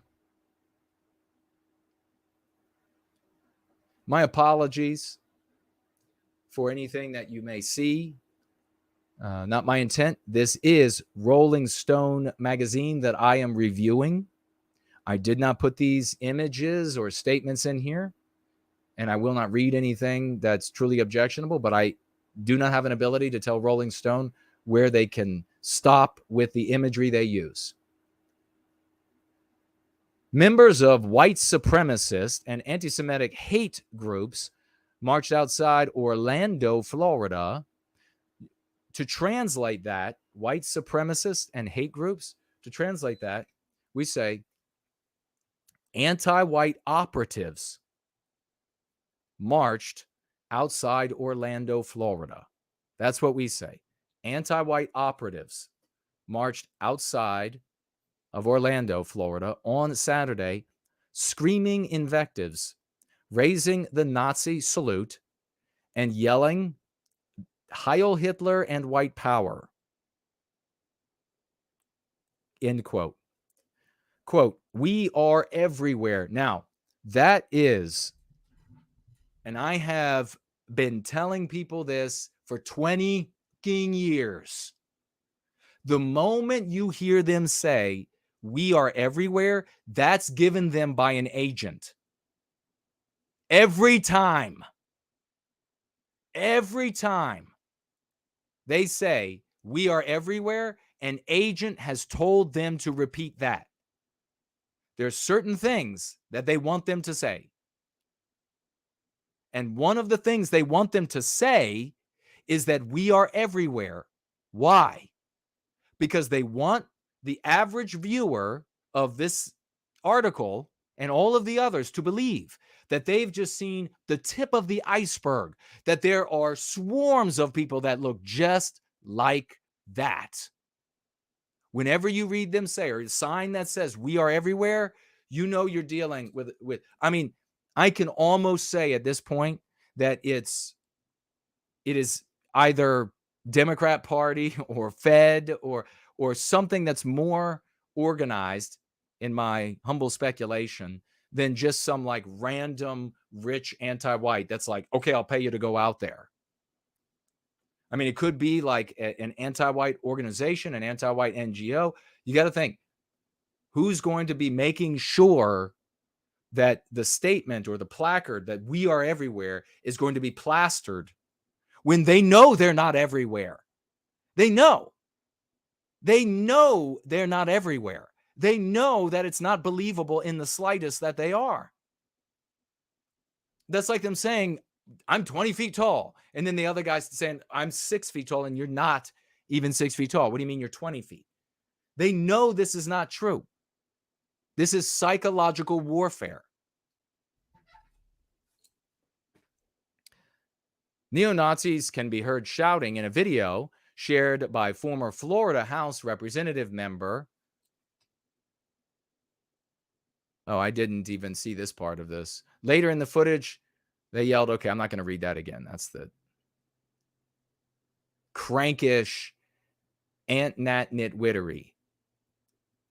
Days before the march, the Anti-Defamation League, Center on Extremism, warned it was coming.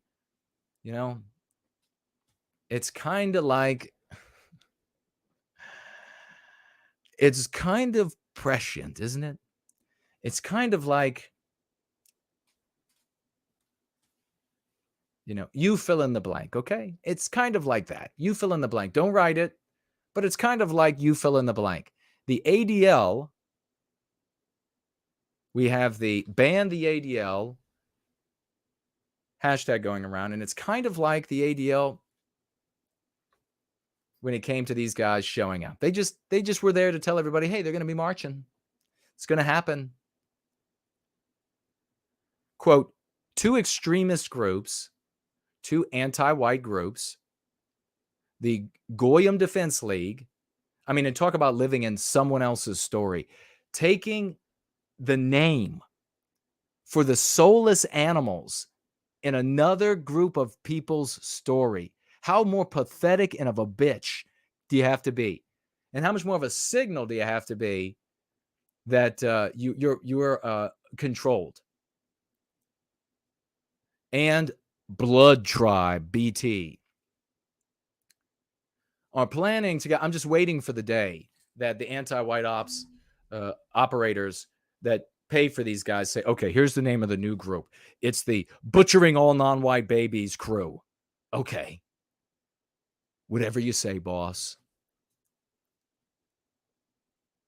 Are planning to gather in Florida in September for a joint public demonstrations. They are calling the, quote, March of the Red Shirts, the center said in a community advisory shared via email on Thursday. The ADL described the Goyim Defense League as a loose network of individuals connected by their virulent anti-Semitism. I want to point out there, can we just point out for a minute that the best that the Jewish people have to assemble got together, and just a couple of years ago, they got together and they said, you know what? It would be more powerful for us to have a complete concept rather than an anti-concept. So we'll take that. We recommend taking the hyphen out. Now, nobody has ever concluded, I don't think, that Jewish people worldwide don't have very smart members in their community. And they assembled those people.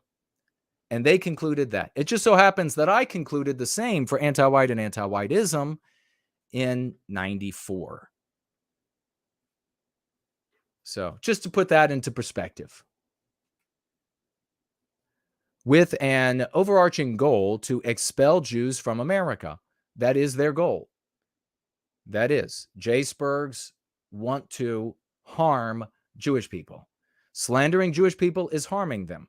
And not only that, it's slandering innocent Jewish people, because they say all Jewish people, not just anti-white Jewish people, but any Jewish person. They just come out today. Oh, they're new. Same slanders. Slandering innocent Jewish people is harming them. Compelling them to leave is harming them. Thieving their things is harming the innocent Jewish people. And that's what they want to do. They want to harm innocent Jewish people. They are immoral. They are reprobate. And there's no place for them in service to white well-being. We, on the other hand, condemn all anti-whites, irrespective of the way they entered this world, which would include the ones of their community that are anti-white. So while we condemn the anti-whites of that community, the J-Spurgs victimize the innocent members of that community. So pick your sides.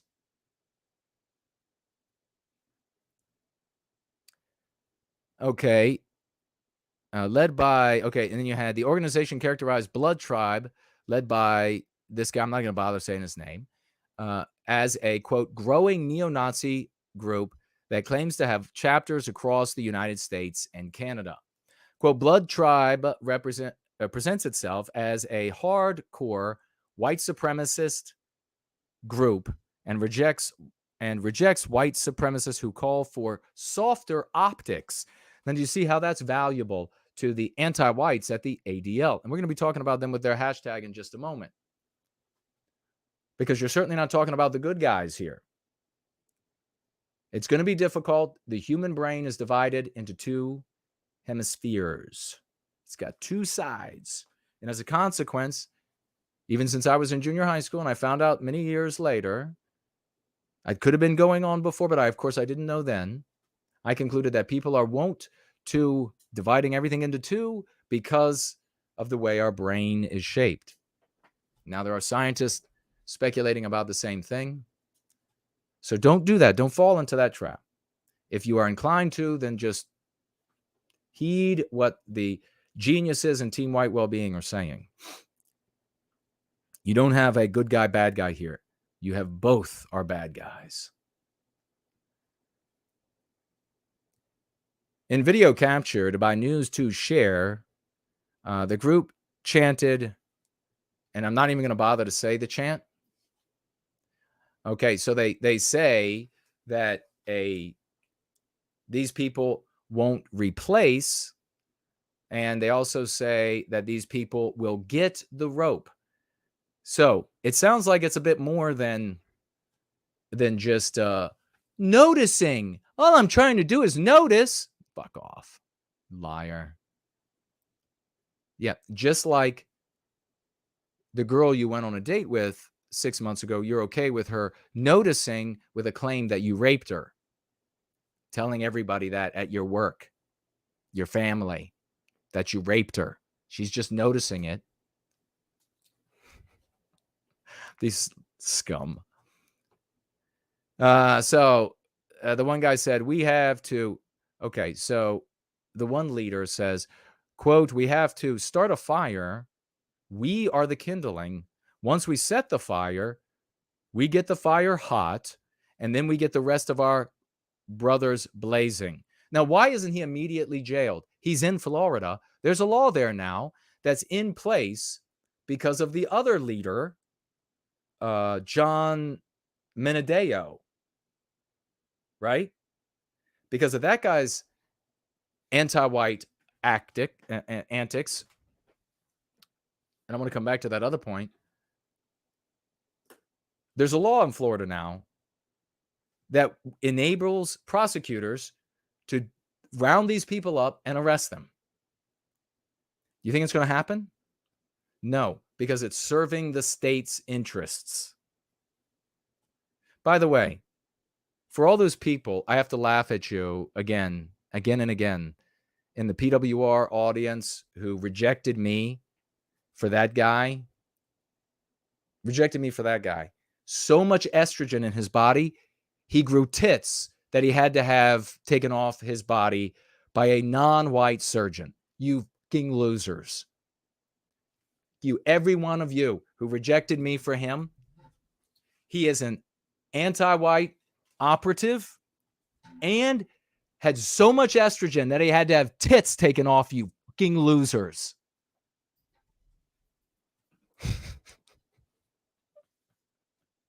By a non-white doctor, had to save him from tits.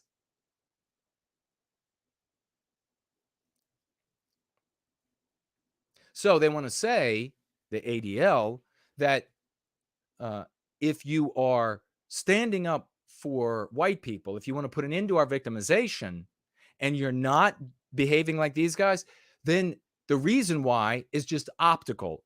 You just want to present a nicer. No, I want all of these people to disappear.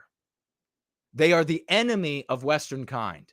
These people at this march, the enemy of Western kind. They're not looking out for white people. They are harming white people. They are harming the ability to actually end the victimization of white people. And everyone can see this. Everyone. They are not a more hard-nosed version. They are riffraff. They are scum. Their leaders have gynomastia and are largely non-white and murderers and rapists. These are the kind of people they go and employ to behave this way. These are not allies of ours. They're not fellow travelers. They are more anti-white. Listen to me, folks. These people are more anti-white than any Antifa that you will ever come across. They are more anti-white than the anti-white state legislator celebrating that he's run all the white people out of his district. They are more anti-white than any other open anti-white that you will ever come across, because they will do more harm to putting an end to our victimization. These are the epitome of anti-whites. They are in cahoots with groups like the ADL, whether it's literally or not. They are hand in glove, these people. Anti-white op. That's what this is. Don't say Fed op. It's an anti-white op. These are anti-white operators. And you need to make, if there's going to be any disagreement, when we go out there to talk to our brothers and sisters in their scores of millions, we need to make sure that they know that these people don't hedge it at all. Say these people are anti-whites. They absolutely are the anti-whites. Don't say they're actors or whatever. I mean, these people are have actual prison records, and these people are actually clearly living on the streets and bought up by fixtures behind the scenes. There are no normal people there whatsoever. So just have a look at them. Just say to the people that you have the conversations with, have a look at them. These are clearly bought and paid for inmates. This is just a sojourn away from their normal incarceration. That's all it is. Just talk about it like that. That's all they are. They are anti-whites. It is a false flag operation. Use that as well. Use that concept as well. Another false flag operation. And then if you're an anti-white and they want to talk, well, do you reject Nazism? Do you want to disavow? Tell them to themselves. You are there to put an end to the victimization of white people. Period. Today. What's going on today? That's what I'm here for. I'm not participating in that. So that's the end of that conversation. It's anti-whites that are flying Nazi flags. It's anti-whites that are out there covered head to toe in tattoos. And for God's sakes, the people who have been recruited and paid to do this kind of thing have given interviews in the past long after their employment. I mean, I used to have several of these tapes.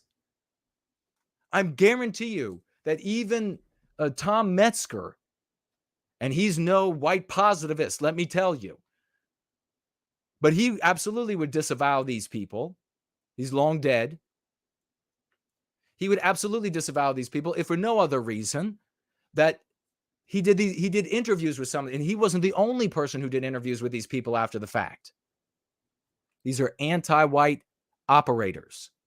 Elijah should be calling them anti-white operators. You wonder why it's breaking the internet? Because it's anti-white operators, and then anti-whites in the media are promulgating it, are turning the volume up on it. That's why. Hand in glove. They couldn't look any more like the villain in the anti-white narrative in fiction. And then what else? You had this Laura Loomer show up at this. Can you believe it? Oh, here's the Tits. From here on, he'll be known as Tits. It's Tits McGee. It's Tits Madeo. From now on, it's Tits Madeo. This guy calls me the slur reserved for blacks, and a lot. And because when his anti-white operators started pressuring Mark Collett about having him and others in Mark's audience, all of you are shameful garbage if you were persuaded by these people and you don't come and apologize. And the Patriotic Alternative Review audience who sided with these people, or the organization who sided with these people, you are garbage if you don't come and apologize to me. If you don't get in the threads and apologize to me, you're a garbage human being. Because Tits Madeo here, whatever you pronounce his last name, they were one of the main sources of pressure to run out white positivity out of your midst, immediately causing a law to be implemented in Florida that harms all white people and harms all advocacy for white people because of how reckless prosecutors can use that law, dilating it and to go after anybody. And there's no judge of fairness to go worship, remember, to go beg and plead to. And now we see him engaged in this, the most obvious anti-white op ever witnessed, it feels like. And then you find out the guy was so full of estrogen, he had to have his tits cut off by a non-white doctor. You think he'd be a little bit more grateful. But then Laura Loomer shows up. And you have to ask the question, Laura Loomer, right? The hardcore Zionist, the hardcore Israel first, Laura Loomer shows up. Oh, yeah, Jared Taylor's friend. He had her speak, not yours truly, but he had her speak. Nick Fuentes' friend, the hardcore Zionist, right? She somehow shows up on cue. I mean, it's kind of almost like there's some sort of network. I mean, yes, there's a possibility.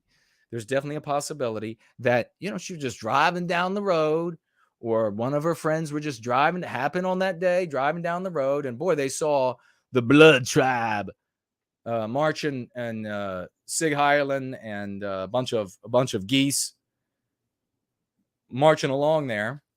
And then they were like, Laura, guess what?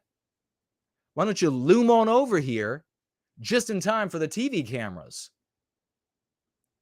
And then Loomer just happened to be within looming distance. She loomed her ass right over there. Isn't that neat? There's a name for this. It was a slur, though, in the past, so I don't use it. But it comes to mind. It's a certain type of lightning. Comes to mind right now. So what you're telling me is the rabidly anti-white ADL. Their problem of the ADL, and I'll be talking about this in a minute, is not at any moment defending or protecting Jewish people. That's not the problem at all with them. Good for them. The problem is that they're anti-white, and we have seen it forever. Forever. So the ADL, the anti-white ADL, goes public and tells people, oh, and by the way, folks, I don't know if what you're saying, if you're wondering whether or not that's true, the doctor who took his tits off made videos of it, interviewing him 10 years ago. It's him. Anyhow, so the ADL tells the world, by the way, this blood group who isn't not important at all, not relevant at all to a threat to the United States, right? Are these guys an actual threat to Jews and their wealth, or just their livelihoods, or just their lives, or their ability to live in the United States? Not one iota. I mean, really ask the pertinent questions. Are these guys a threat at all? Absolutely not. They are not even the slightest threat to Jews. Not even in the most remotest, most like fever dream way. These guys are not a threat to Jews in America. No, the ADL has brilliant people who work, devious people who work there. Devious. They know these people aren't a threat. They have shit tons of millions of dollars. They know these people aren't a threat to Jews. But somehow, and for some reason, the ADL is very closely monitoring them. ADL is closely monitoring these people, so much close monitoring that somehow they're able to tell the world days before these people go out to have their little play acting as the antag in the supreme antag in the anti-white narrative. They're able to tell the world, oh, keep an eye out, reporters. Keep an eye out. These people will be marching in a few days. So the reporters, they get to go out there and get ready. They get to get ready. We got to make their reservations. They have rooms they have cars to rent. Okay. They got things to do to get prepared. And you want to let them know ahead of time. You want them to be there. You want the cameras in the right places. And so they let everybody know. And then the anti-white operators show up on cue. And then somehow, the ADL seems to be full, by my estimation, of some rabid Zionists. Over the years, I've read people who work for the ADL, and the things that they write that I've read, not everybody. I don't know about like the organizational position for the ADL, but I do know that I've read people who work for the ADL who in their comments, in their writings, are clearly rabid Zionists. And lo and behold, a rabid Zionist shows up on the scene. One who would be, like a perfect leader for the Christian communists. So perfect of a leader for the Christian communist, burgeoning Christian communist movement that people like Nick Fuentes and his followers supported and celebrated her and had her. And people like Jared Taylor even had her to speak because she's just such an authority and intelligent, etc. Somehow she shows up to get more street cred. It's funny how things happen, isn't it? It's really funny. It's kind of like the entire thing from ADL to GDL and Blood Tribe and the Red Shirt March and Laura Looming Loomer was kind of all like one big anti-white op.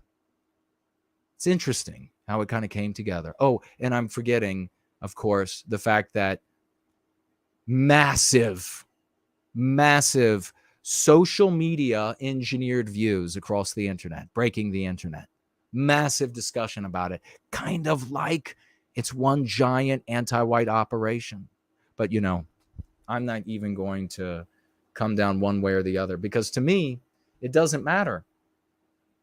It really doesn't matter why or what technically is it anti-white op at a NGO level or Fed level or foreign government level or just some rich guy who lives somewhere in the country who is anti-white, and he saw, well, this will be good. This will really harm white people more as they begin to get more upset. I don't know. I don't care. All that I care about is that in all of those cases, I can call it an anti-white op, and I can call all these people anti-white operators exactly as they are, false flag operators. So let's look at then, and we're going to be having Brant Danger swash through here very soon, and I will send him the join link very soon. Let's have a look at old Elon. Elon Musk wades deeper into anti-Semitic propaganda. CEO is helping to amplify a hashtag campaign against the Anti-Defamation League, a civil rights group that combats hate speech. Okay, so we know for sure, Rolling Stone here, totally anti-white garbage. If ADL combated, like generally speaking, a civil rights group that combated hate speech, and hate speech was this neutral thing rather than a meme pathogen. That means that anything that white people say in our defense is evil. That's what it actually means in the real world application. So that's what you have to contend with, not what the dictionary says, right? Then they would, of course, be coming out defending yours truly. They would be coming out defending white people who say enough of the victimization of white people against the blood tribe and the goyim out there that they call them, the self-identified goyim, wouldn't they? Because they would say, you're giving the good people a bad name. You're trying to identify with them and you're giving them a bad name. But that's not what the ADL is. A hashtag campaign pushed by right-wing ideologues and rife with anti-Semitic content is trending on X, the site formerly known as Twitter, and being shown support by the owner, Elon Musk. It's a new low for a platform that has seemingly abandoned the fight against hate speech. Again, that's an anti-whiteism. On Thursday, you could say all the awful things about white people you want. So that means what? It's just anti-white. And this all comes from this tweet right here by the anti-white Greenblatt. On Thursday, a number of accounts began tweeting, ban the ADL, calling on Musk to remove the Anti-Defamation League ADL from the site. The ADL is a civil rights organization. Let's repeat this. They have wings, feathered wings, and they come from heaven. They focused on combating anti-Semitism and extremism. Momentum for the action seems to have been stirred by a meeting earlier in the week between the ADL's national director, Jonathan Greenblatt, anti-white extraordinaire, and Linda Yaccarino, in which I swear she is lucky she did not go to school with me. I would ride her, not like that. She doesn't look good enough, trust me. Not like that. But I would ride her, Yaccarino, in which the pair discussed how to curb the hate and toxic propaganda that have flourished on X ever since Musk's takeover last year. Jonathan wrote this: I had a very frank and productive conversation with Linda Yaccarino Wednesday about X, what works and what doesn't, and where it needs to go to address white people who stand up for white people, because anything really that could lead to some inhibition or troubling of anti-whiteism, because that's what these people are, anti-whites. Don't even bother thinking of them as Jews, and I'll get to that in just a moment. I appreciate her reaching out, and I'm hoping the service will improve. We will be vigilant. And then it says show more. And of course, will I be able to see? Oh, I could see. I don't know what it will do, though. Will it show me here or elsewhere? Elsewhere. And reserve the right to call them out until it does. So there's the threat. We saw years ago, if you all remember, was it the ADL or was it a different anti-white group that reached out to like the whole country of Finland or something, or Sweden, and was like, be a shame if your country suddenly didn't have any more tourist dollars from America. So you better go ahead and maintain the anti-white position. Some of the ADL's most vicious, bad faith critics took the opportunity to accuse the group, which Musk himself has criticized in the past, of stifling free speech. Now, what's Musk's dog in this fight?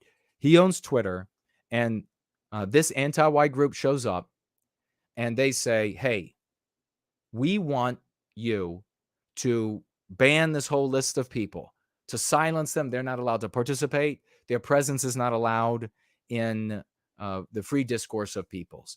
And if you don't submit to us, if you don't obey, then we have the ability, and we will reach out to other anti-whites to make life very difficult for you and your holdings. Musk bought Twitter because he's not the kind of guy who likes being controlled by others. So that's his dog in this fight. So these people out there that are trying to conclude or claim that Musk is some sort of anti-Jew and therefore X, Y, or Z, it's pure nonsense. It's the same sort of wishing game that these people play because they're losers. When your team always loses, you have to have these wishes that just last forever. Like the recent wish, and it will continue, the rewriting of history when it comes to Kanye West. Look at all the good he did. He changed the world. And he's just such a true revolutionary person. Totally destroyed, has already ate his own words. He's groveling to get his way back in. He didn't do shit. That's what these people do. Ye's law. Remember that. Naming them ruins you. And I wish that I belong to a race, Western kind, that naming us would ruin you. I wish. I long for that day. I work for that day. I don't condemn that kind of behavior. I fucking love it.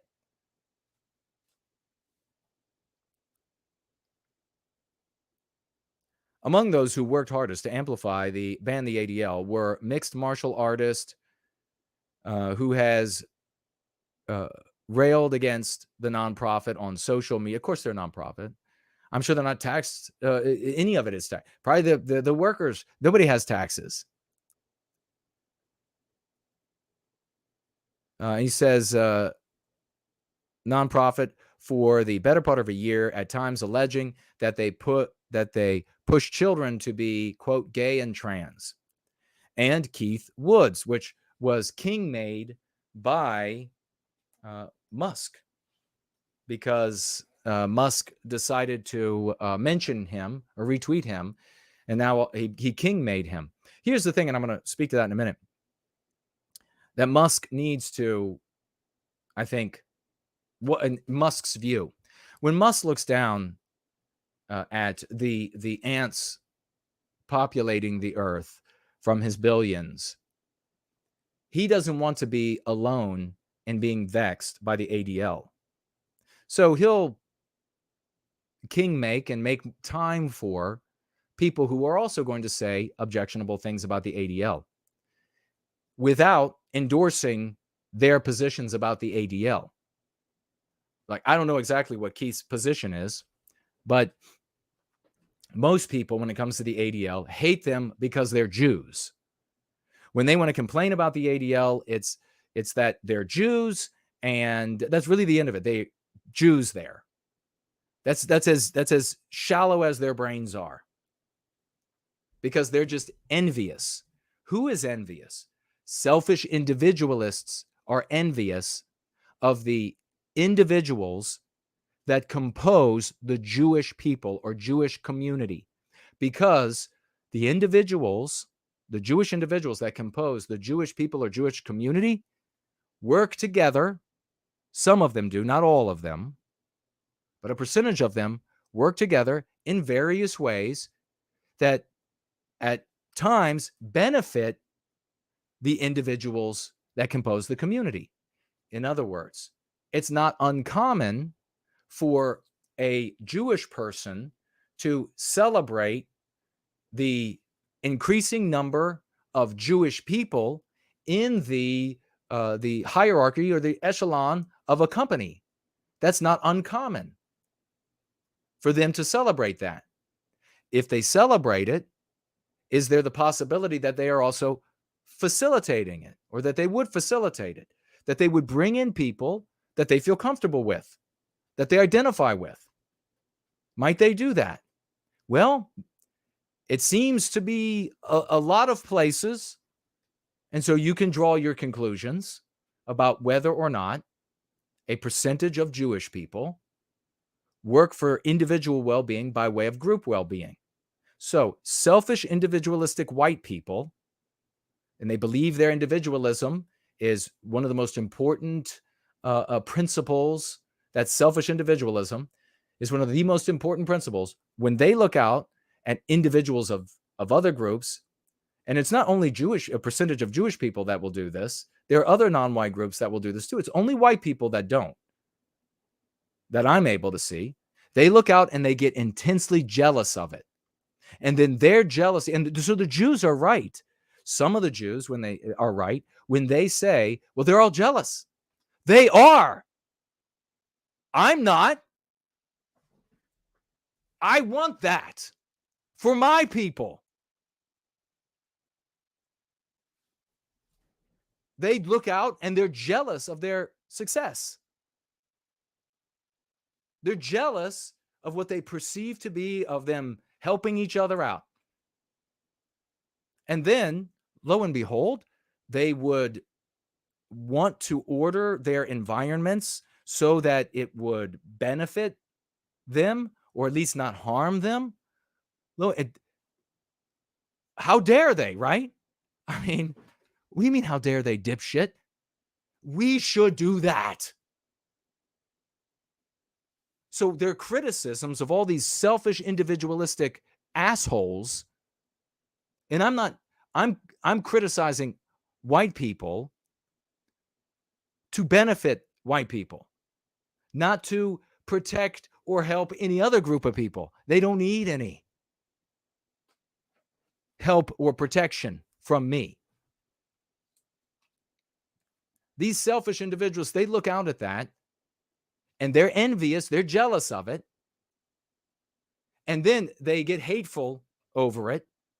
And they fall into the same, look at what they do to benefit themselves, some of them. Or at least what's perceived by these people. We'll put it that way. The ear is against the door. What they perceive to be them working together, a percentage of them for their benefit, for their protection, to improve their lives. Why don't white people do this? But they look at it and they get hateful. And then they say, well, look at this organization, the ADL, it's Jews, and so therefore it's awful. And then you listen to their criticisms. And I have gotten close to literally bitch slapping these people in person when I hear them and their complaints for the 10,000th time. Jason, they work together for their benefit.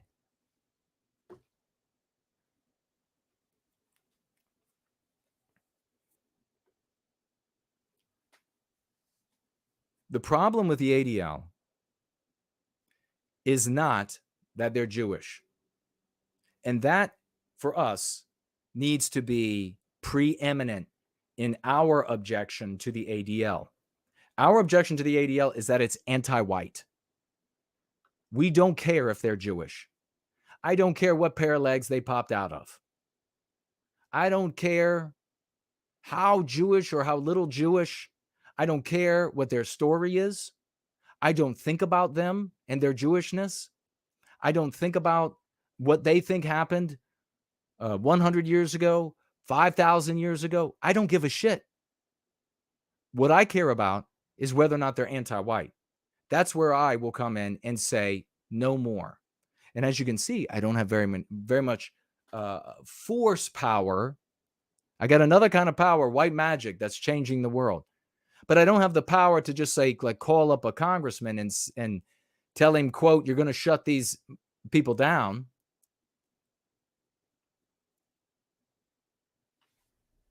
So you don't quite see on the surface my objection. But what they're going to want you to see, as you can see from the article, is the people complaining about their Jewishness. Now, why is that? Well, for some Jewish people, they're going to view the world as Jews as the center of the world and everybody else orbits them. I understand that. I view myself and my people as the center of the world. Everybody else orbits us. I've seen plenty of black people do the same thing. Hispanic people do the same thing. Arab people, Asian people do the same thing. So I understand that. View themselves as the center of the story, the center of the world, and everybody else orbits. They're also going, as you can see here, to be able, with this article, to serve anti-whiteism, which will make anti-whites, whether they're Jewish or white or black or whatever, very happy.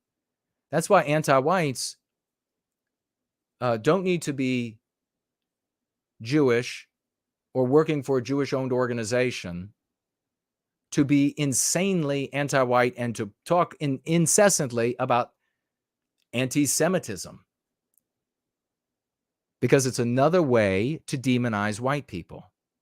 If black people in America, in much larger numbers, came here in coherent tribal groups and had stories about the evil of the white race, that too would be incorporated into this narrative of the West, the anti-white narrative. Why? Would it mean that black people are the ones behind the anti-white narrative? Would it mean that all of anti-whiteism is just the old stories of black tribes? Or would it be taken up and used and articulated everywhere because the victim is the same? The victim is the white race. So they'll take stories out of Jewish lore, out of Hispanic lore, out of Arab lore. They'll take stories out of anywhere that will demonize the victim in the anti-white narrative. That's why people get so confused about, and then you see these people end up playing this role, calling themselves Goyim from a Jewish tale. It's because the narrative here is anti-white. If there weren't white people, and some other group of people were demonized, they would find elements in Jewish lore, whether it would be a Jewish anti-whatever, or a Hispanic anti-whatever, or an Asian anti-whatever. They would find elements of their lore to use as the substance in their stories about the anti-white, about the group that they are anti, whatever that is. I know this is hard to understand. I know a lot of people are going, holy shit, right now. I get it. But you are good at things. I'm good at things. Just drop this superficial approach to ending our victimization and advancing white well-being. Drop it and pick up the Go Free method.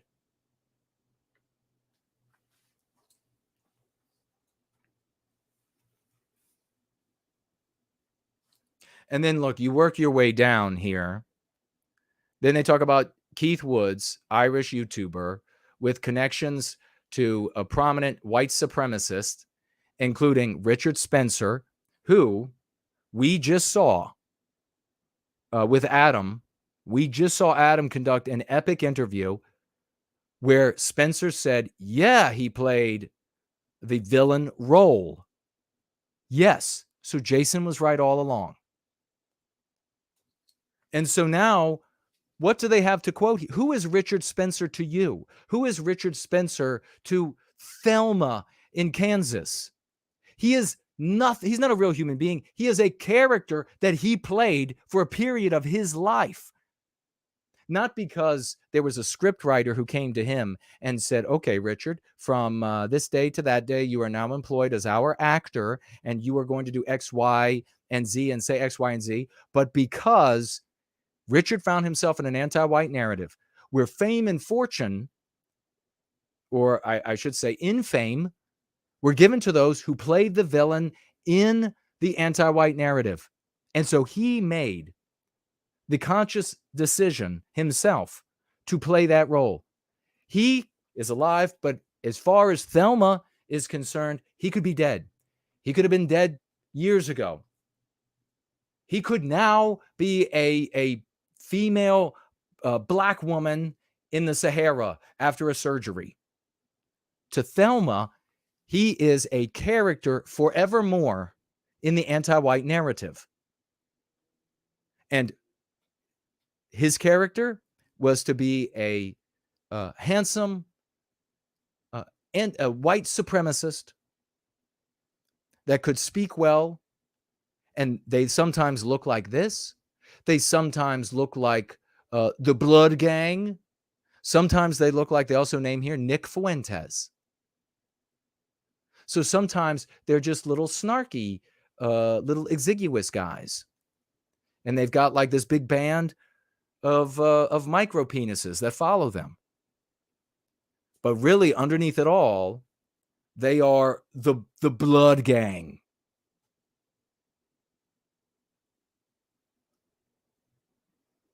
And what do they all have in common? What do you get attention for? What are they going to come and film you for and interview you for?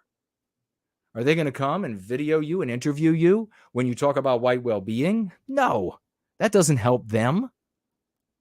They're going to talk about you and video you and give you lots of space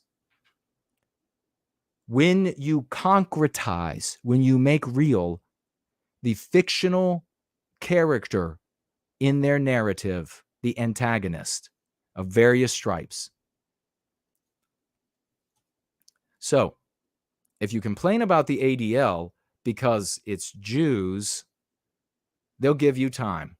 If you complain about the ADL because it's anti-white, they're going to ignore you. Does that tell you a little bit? Now, just class, does that tell you a little bit about who and what is in charge and what the objective is? Does it tell you? I mean, I know you have this, when you all are like these J-Spurgs out there, you have like this smug, and it's so comical, this smug air about you, like, I know. And actually, their dick is so far up your ass. Pardon my vulgarity. But they are controlling you like you are riding their lap. You're so smug. All anti-whites are riding you. White anti-whites are laughing their asses off, controlling you like a joystick, because you're sitting there thinking you're so smug, you're going to call them all Jewish. And the white anti-white laughs his ass off. Keep saying those things that will enable us to victimize more and more and more white people and more Western civilization.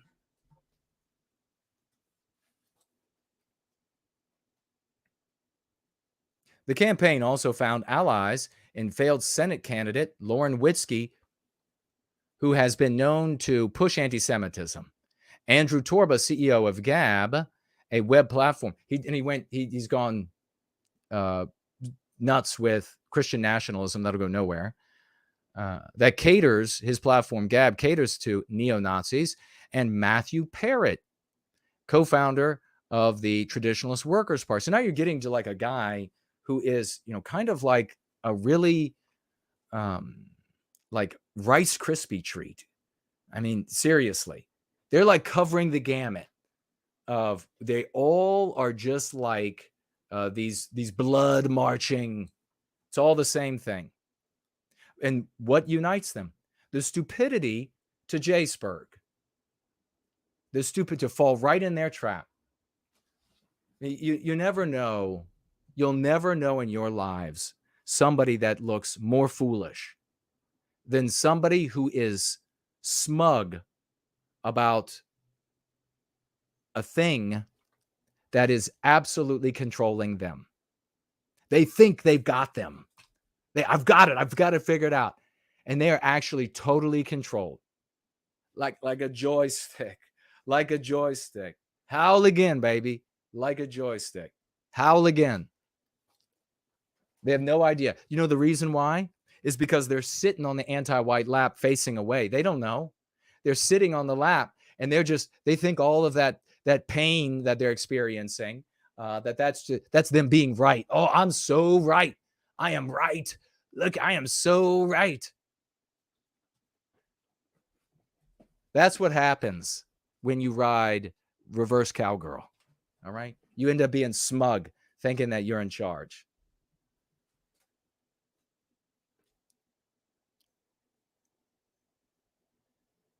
Now, I don't know exactly about when it comes to Keith. Has he said anything, Jay Spurgery? It looks like he says here, ADL continue to dominate X. We all support Elon Musk and his promise to restore free speech, but there is no hope of a free platform that collaborates with this anti-white hate group. Keith, you need to drop hate group.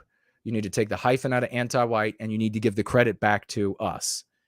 He goes on to say, Elon needs to listen to the people and stand up to the ADL. This is, with the exception of what I just said, smart by Keith Woods. He should not, Jay Spurg, the problem is not Jewish people. The problem are anti-whites. You should keep it focused on that. And good for him if that's what he's doing. Focus only on the anti-white aspect of it. Because that's all that matters. I know these others have said Jay Spurgery. So what does Elon Musk have to do? He doesn't realize, and he probably thinks it doesn't matter, that that some or much or most or whatever of the people who are pushing the hashtag hate the ADL because it's Jews. He needs to articulate, Elon, if you're a kingmaker, you reach down into a little Irish guy's account, you and a king make anything. In fact, don't king make me. I know you don't like my account. Your people still haven't gotten back to me about my being banned from promoting tweets. So I don't expect you to be king making me anytime soon. But I suggest to you that you talk about the anti-whiteism of the ADL. I suggest that you say it's very anti-white to try to control people's speech. How is that anti-white, Elon? Well, because in Western civilization, we came to the conclusion that freedom of speech, freedom of expression was a value. In the West, that's what we decided. And so since that's one of our norms, one of our values, I own it as a white man. And when you try to erase it, when you try to control it, when you try to truncate it, that's being anti-white. So ADL, you for being anti-white. Do you see, Elon? I know you're smart enough to get it. You just have to be able to hear me. All right. We've been going for a while, and we should, because it's the right thing to do. I'm going to be bringing on the one and only Brant Danger for our 5 to 10 minute swash through. It's going to be totally glorious. And I will send him the link.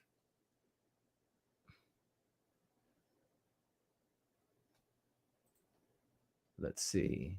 Send him the link now. I will take a look at your comments and questions. Where are we? Okay, yeah, it's going to have to be 5 to 10 minutes. We don't have anybody calling in today, but we're going to have a very short break, and we're going to listen to RC's new song, and we'll be right back with Brant Danger. I'll take a look at all of your comments and take a look at the financial gifts as well. We're going to keep motoring. To crush some worms on this one. I'm ready. Any white worms, that is.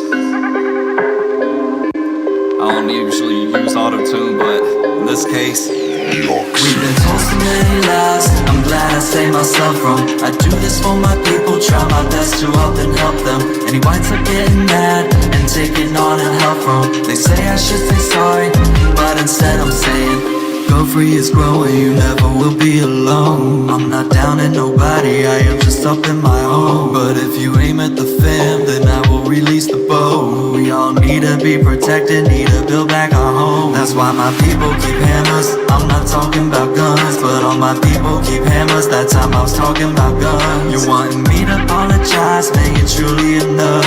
If I did decolonize, that would leave you in a hush. Speaking facts, if that's so bad, then maybe go get you some. All that bread that's on your head is plenty for everyone. You are healthier than ever, gotta look where you're from. If this life you cannot make, then to blame I'm not the one. We've been told so many lies, I'm glad I saved myself from. I do this for my people, try my best to up and help them. Any whites are getting mad and taking on and help from. They say I should say sorry, but instead I'm saying you're welcome.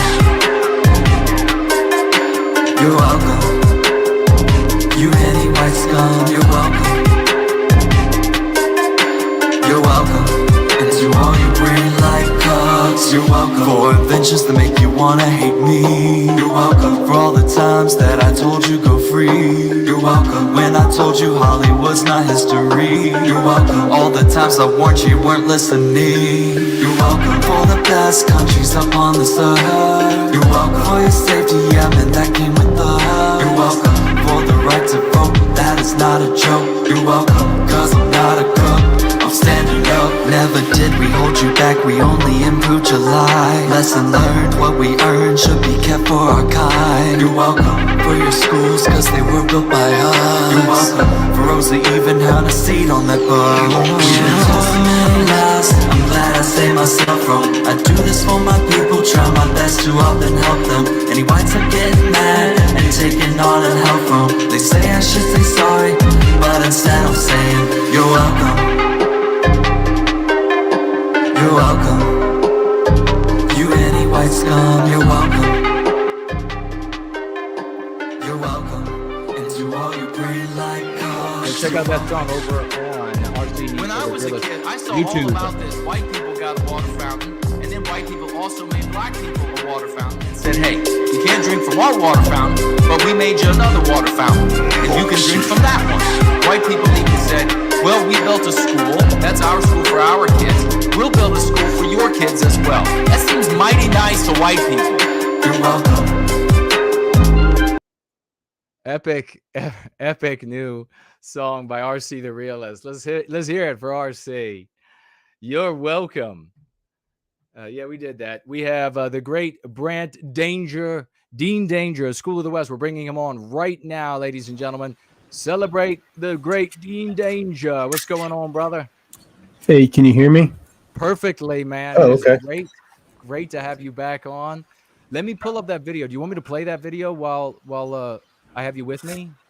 Or is that just, you want to have it up so I can talk about it? Yeah, or yeah, you could just put it up. You could play a couple seconds or something like that. All right. I'll put the link in the chat.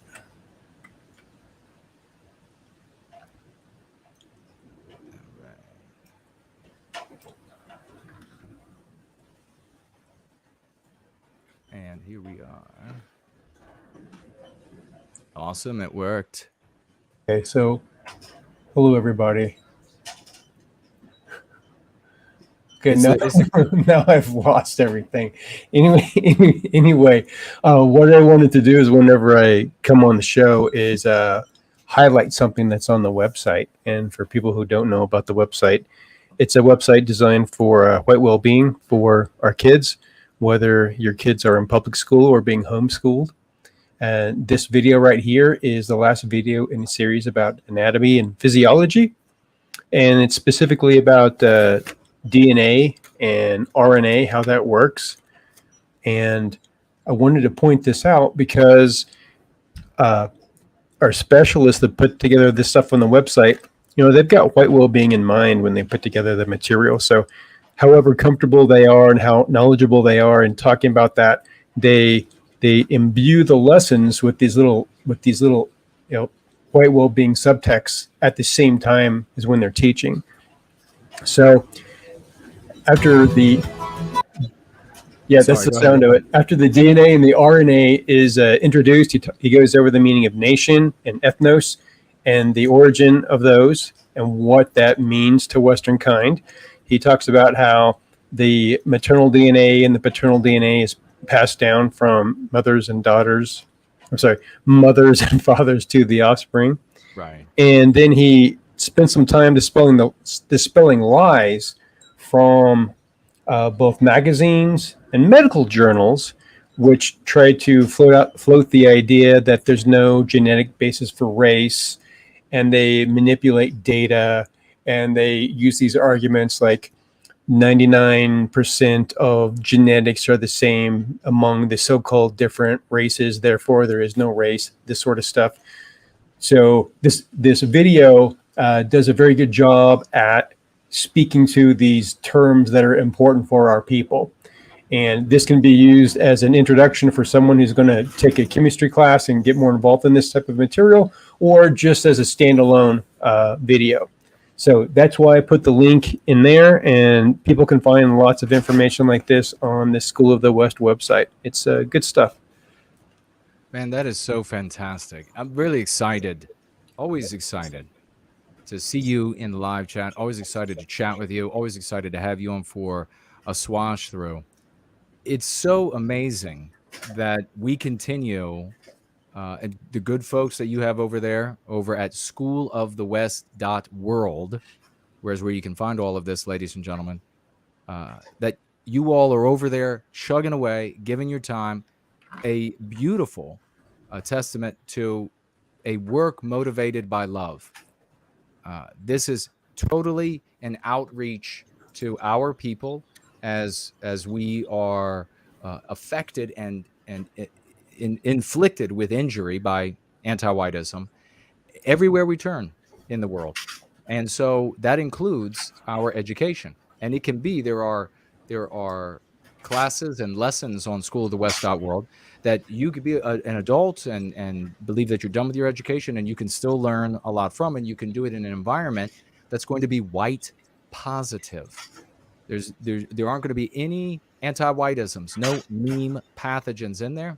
And so if you have children, I just cannot underscore this enough, that whether they are homeschooled or they are at public school or private school of various types, they are all being subjected to meme pathogens, even by you, because you were subjected to them. They are in you, and you cannot help but color the world that they are in. Don't we all want our kids and the coming generations, grandchildren, nieces and nephews, don't we all want them to be infinitely better than we were made as a consequence of anti-whiteism? I think the answer is yes. That's the most moral thing to do. Well, the only way you're going to be able to address this is by addressing the anti-white meme pathogens that we are swimming in, and that all education virtually is rife with, suffused with. And so you can come here to schoolofthewest.world with this epic guy, Dean Danger, in service to white well-being. I've met him in person. He's a stand-up guy. This is the guy you'd want to have as your neighbor. This is the guy you'd want to have watching after your property if you couldn't be there, your prized possessions. This is the guy you want teaching your children. This is the guy you want making sure that they have some insight from another authority in their lives that isn't an anti-white authority. The anti-white authority in the priest, in the preacher, in the scout troop leader, in the teacher, in the principal, in the guidance counselor. You need to offset this with other people. You can't just be the only opposition to anti-whiteism in your child's life, or they're going to call it into question. And this is just a wonderful place to go. So we have this video. It's up and running now. And what else would you like folks to know about schoolofthewest.world, good brother, and what you're doing and where they could find you if they want to help out or they want to participate? They want to take a look at these different classes. Okay. Well, I know that I posted the link, and I know Franklin posted the link in the chat. It's Awesome. schoolofthewest.world. Down at the bottom of every page is my contact link. You can get a hold of me there, and I I will write back. It might be one day, or it might be a couple of weeks, depending upon when I see it and how much time I have. One of the things that I will say is that if there is someone, a parent out there, and they want to have some kind of private tutoring for specific subjects for their kid, we may be able to work something out on that. Either myself on weekends, or someone else when they have some time, because we have specialists. Some people are teachers, or this guy right here. He's got some medical knowledge, EMT, etc. So they know what they're talking about. And I'll just say that I'm sort of involved in the education process right now, and I'm actually going back full circle, and I'm grabbing some of these videos, and I'm starting to use these in my education in public school. So it is quality stuff. And I will address something that you were speaking about a few minutes ago, where you put out the idea that a parent might want another authority figure to present this information from the white well-being standpoint. And I think that what the School of the West provides is it's this foundation that is not affected by the anti-whiteism at all. There's none of it there. And there's not fearful women or weak men or beta males involved with this. It's a very masculine site. Although when women put their lessons together, they do it however they want to and as they see fit. And the reason that I was pointing this out and saying that it's good stuff is not because of the stuff that I've done on it, but because of all the work that other people have put together. And I'll be meeting with the team this upcoming week. We haven't met for a while because we've been busy, and then we'll talk about things that we want to work on that are new. So, yeah, isn't that? I mean, folks. So you're looking for more. If you want to get involved, this is not done. It's continuing to grow, and it is, again. You can clearly see by what Brant is saying and what people are producing. This is totally a work of love, and it's continuing to grow. So if you have a skill set that you think you can add and benefit School of the West, then definitely reach out to Brant. The link is on the website. And definitely, if you have children or grandchildren, nieces, nephews, get them involved. Much of this is just there for you. And then there are also, as Brant's pointing out, some private tutoring options. If you're going to get a tutor for your child, what kind of tutor do you want? I mean, if you have an option between a Brant Danger, who's going to be white positive, and he's not going to be inflicting anti-whiteisms, mean pathogens on your child, or some super expensive local tutor who will be happy to subject your children to all of that. I mean, really, why is there even a thought there? How is that even a consideration? I want to also point out that the maker of this video, he's a paramedic, and there's a dichotomy here that's worth noting. There's another organization where there was a paramedic who lived in Virginia, and he became part of this Nazi LARPing organization, and he said awful things about non-white people and how he might treat them. And that, of course, drew into question, how is he going to treat the non-white people that he's supposed to protect, that he's supposed to save from an injury? And because he ended up looking like the monster in the anti-white narrative, they fired his ass. And what happened at this Nazi LARPing group and organization? Well, they bitched and moaned about how it wasn't fair. Have we heard that before? This guy, Aaron, loves everybody. He loves everybody.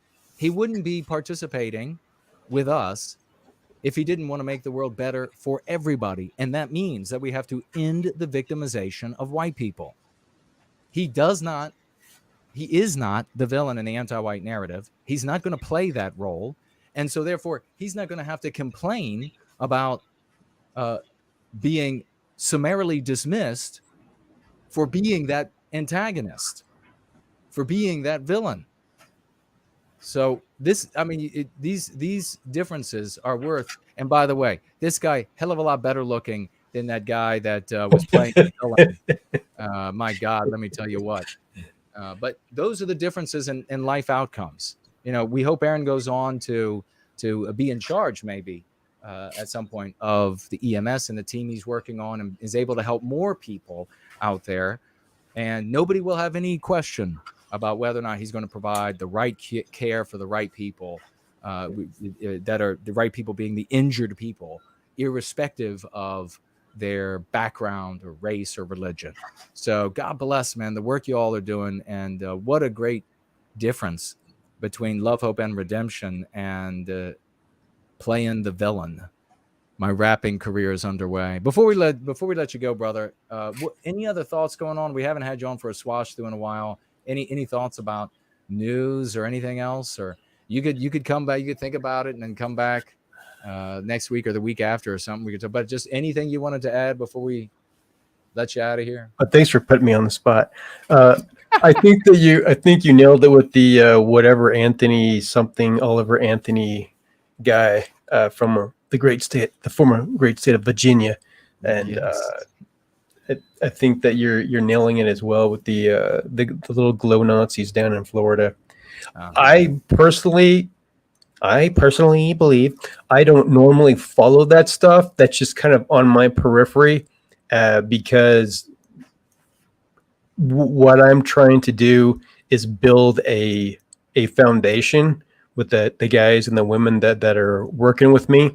And I don't feel that I have the deep knowledge like you do or some other specialists do to talk about that. I kind of get this stuff, secondhand and third hand. And then after 3 or 4 weeks, I'll think, yeah, that guy was okay. Or yeah, that guy's a jerk. And then that's all of my analysis of the situation. And then I just go back to, okay, now what am I working on?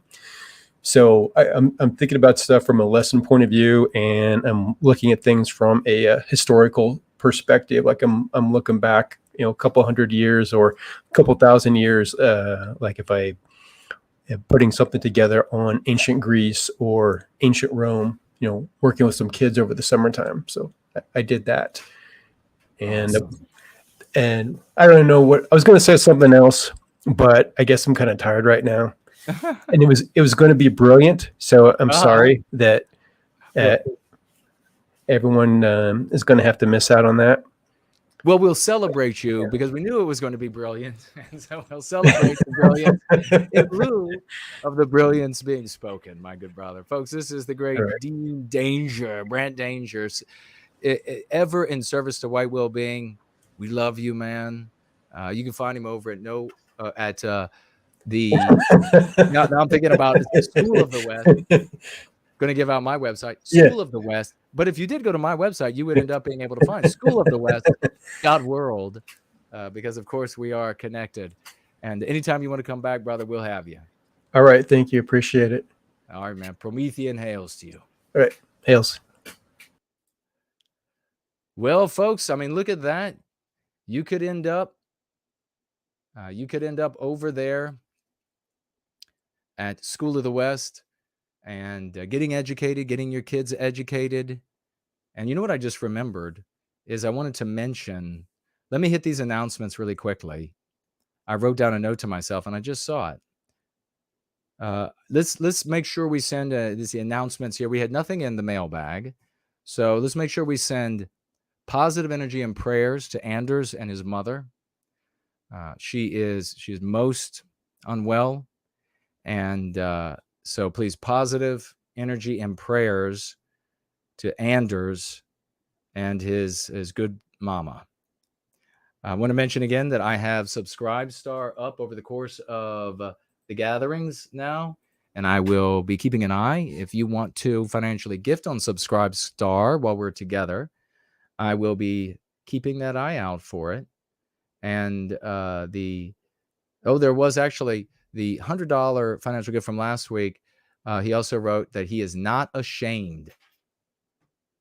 Amen to that. Not ashamed, because we're not doing anything for which to have shame. So didn't miss anybody there. So that's good today. And we are about 16 minutes out from wrapping up the gathering. It has been glorious. It's been like just straight through. Oh, what else do we have here? Oh, Friday, this coming Friday at 2 p.m. Eastern, I'm on with Scott Balson from lovinglifetv.com. And I don't believe they're on YouTube. I think you might have to watch it on Loving Life TV, lovinglifetv.com. I'll be over there. We're going to have a great conversation.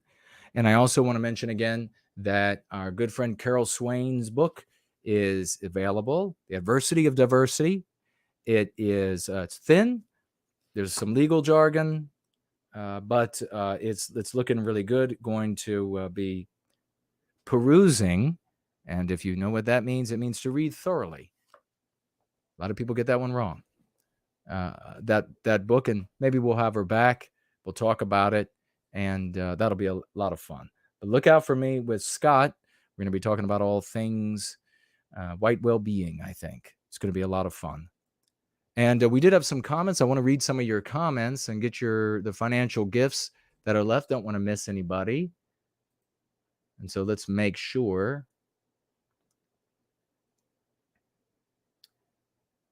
All right. No one is missed there. Isn't Dean Danger the coolest dean of all? I think any young person, any child, if they would like, how would you like your principal or your dean to be known as Dean Danger? I think they would be like, sign me up to that school. I want to be a student of Dean Danger. Right now, we're going to celebrate. Please get out your raucous emojis. It's never too late to celebrate. Raucous emojis, crowns and 95s, 007s for our brother, 007s for our brother, Dude Bro Moment, who got the moniker DB50 because he shows up, working class man, week after week, financially gifting 50, save the white baby dollars, 50, teach the white babies about anatomy and physiology dollars. Thank you so much, Dude Bro Moment. A big correct salute to you, my good brother, a real champion in service to white well-being. He never ceases to amaze. Dude Bro Moment. Let me see you cheer for Dude Bro Moment. Epic gentleman. Over there on Rumble, it looks like I am hello to anybody who is there or was there. I got a couple of thumbs up. Yeah, it's looking fine. So many people. So many people. And over there on D Live, we have Board Troll came in with 1 lemon worth of cryptocurrency. Thank you so much for that. And I got some little froggy stickers. I love them. I love the little froggies. And Das Right. Das Right. And what do we have over here on Odyssey, if anything? A big hello to anybody who was there. And whoa, please keep your raucous emojis going. Keep your 07s going. Head right back down. Maybe some fireworks. How about some fireworks for Ash? $25 financial gift here toward the end of our glorious gathering. We just jumped down to about running out of time. Ash financially gifting $25. Thank you so much, Ash. And he writes with those $25. Actually, thank you, Jason. Well, thank you so much. I really appreciate that. Didn't expect it over there on Odyssey. So a big salute to you, my brother. And we have, looks like somebody from MGTOW has shown up. Oh, yeah, I had somebody wrote me that said somebody from MGTOW would like to have a conversation. I'll do it. I'll come on his channel. We can chat, talk about white well-being.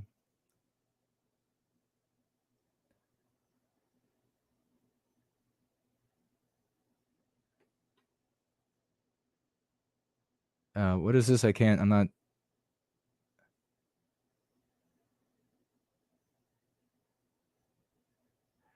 Okay, good. Somebody over there whose name is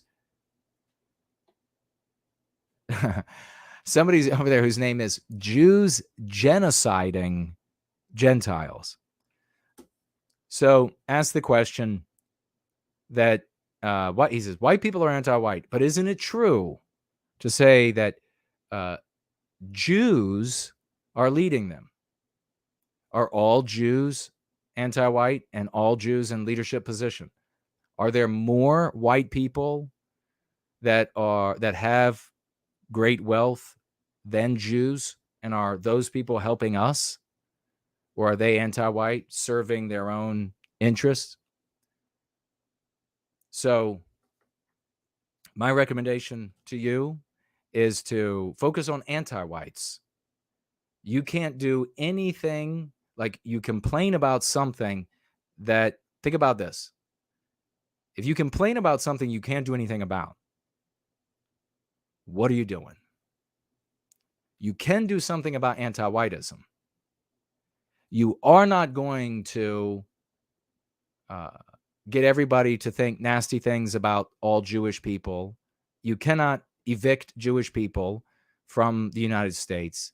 You can't throw them out of the positions that they either rightfully or wrongfully obtained in society. You can't do anything to them. But you can take a moral, righteous stand against our victimization. And, objectively, they are not. And in fact, maybe that is a good time to address my note to myself, which is something that I've argued about in the past, that I've said to Jay Spurgs in the past, even if I'll grant you your argument, even though I disagree, that it's all Jews and it's just all of them are anti-white, and I'll just grant you that, even though I know you're wrong. And that if they were gone, there wouldn't be any anti-whiteism. I'll grant you that, even though I know that's wrong. Here's the reality. The moment that Jewish people began having, this is so good. It's so good. The moment that Jewish people began having problems with being Jewish and owning television or radio or being a doctor or being what have you, the moment they began having any sort of problems, they would begin making deals with selfish, individualistic white people. And selfish, individualistic white people would take them up on their deals. Because in the moment, the association would empower them relative to other selfish, individualistic individuals, whether they're white or whether, in speaking in terms of America or the UK, modern West, you have people of other races around as well. So they would begin doing this immediately to outpace, out-earn, outmaneuver economically other selfish, individualistic people, specifically whites, though, but everybody, they would. How do we know this is the case? How did Jewish people keep getting back into countries they were kicked out of? Now, shut your fucking mouths. Shut your mouths. You're done. You're absolutely done. Your position is ruined. It is in shattered shards, on fire. There's no reclamation of it. You don't have a people. You have a amalgamation of selfish, individualistic white people that at a moment's notice are ready to use whatever tool at their disposal. And let me tell you what, if there's a group of people at your disposal who work together, a percentage of them who work together, and you can get them to help you, your selfish, individualistic ass, help you in a way that your competition doesn't have? Oh, white people take that, I'm afraid. They take that all day long. They take that all day long. So these J-spurging arguments are done. They are so done. You want to say, well, we'll just speak badly of them, and then there'll be this effort to kick them out, evict them from the countries. Sure there will be. The moment they had any problem, it would just be like, okay, well, we'll hook you up, and then you'll beat your competition over there. And that white guy would say, done. That white woman would say, done. God. Sometimes I really don't know how to talk to people that far down the ladder. But if you can hear that argument and you still say, no, it means that you lack the computing power to understand. We have, I'm calling the police, just donated a diamond's worth of cryptocurrency over there at D Live. Thank you so much. As well as an ice cream cone. Came in with a diamond and then an ice cream cone. God bless you so very much. And gosh darn, we're running out of time. All right. Very quickly, let me turn around here. We have some, I need to have a roll-in that's just your comments. That's what I need to do to be able to get to them. Stop Anti-Whiteism said 35 minutes in, and so far, excellent. I use your lexicon often. At the very least, it is strategically smart to make room for folk from other walks of life to join in our people's advocacy. Of course. It's moral, and strategically it makes sense. AAA says, I'm glad I stumbled onto your account. As a 51-year-old white male, I don't hate any group of people. I have felt offended over the years when I would see in the media telling me that I'm responsible for American sins of the past. And I've had nothing given to me from the moment I was born, not to mention that I'm the biggest threat to America for being a white male. Thank you for educating white people on how to stand up to this resentment toward them. God bless you. Well, God bless you, brother. Thank you for that. The great Lovely Porch, I think we will end on his comments today as we are really running short on time. Let me see if we can get that. Or maybe, no, I don't want to rush out of here on Lovely Porch. That's not right. I'll have to come back on Lovely Porridge. He made some really smart comments, as he always does. You all know. All right. Looks like Just Say No says Spencer's light in the loafers. That's funny. I don't know. I mean, he had lots of girls while he was big, and he was the big baddie. He had some girls, and they were attractive, and I don't know though if he had any of the other. I don't know. Ivan the Horrible says, not sure exactly why tag no white guilt. If you want an answer to that, thank you for telling that person, whatever it might be, that I will speak to their question. Ultra Testosterone is here. Great to see you, man. Kinfolk is here. Hello. Ultra Testosterone said to Franklin that no white guilt should be running the whole white positive movement, to be honest. I appreciate you saying that, good brother. Things would be a lot better.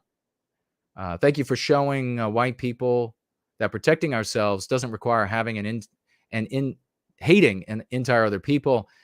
You've saved countless whites from a miserable, hate-filled existence, says Porter Jeterson. God bless you, brother. Thank you for that. This is the way to go. This is the way to feel good about yourself and put an end to our victimization. A little bit of DNA makes a huge difference, says Elaine. What is she talking about? Similarities that make us the same. Oh, she's using the MC meme curative. It's not the similarities that make us the same, but the differences that make us different. Brilliantly put. Jack is here. Hello to you. And Corey, great to see you. I don't think I've seen you in a while. And is that White Wolf is here, I think. Hello to you. And we are counting down, ladies and gentlemen. I'm trying to jump through here.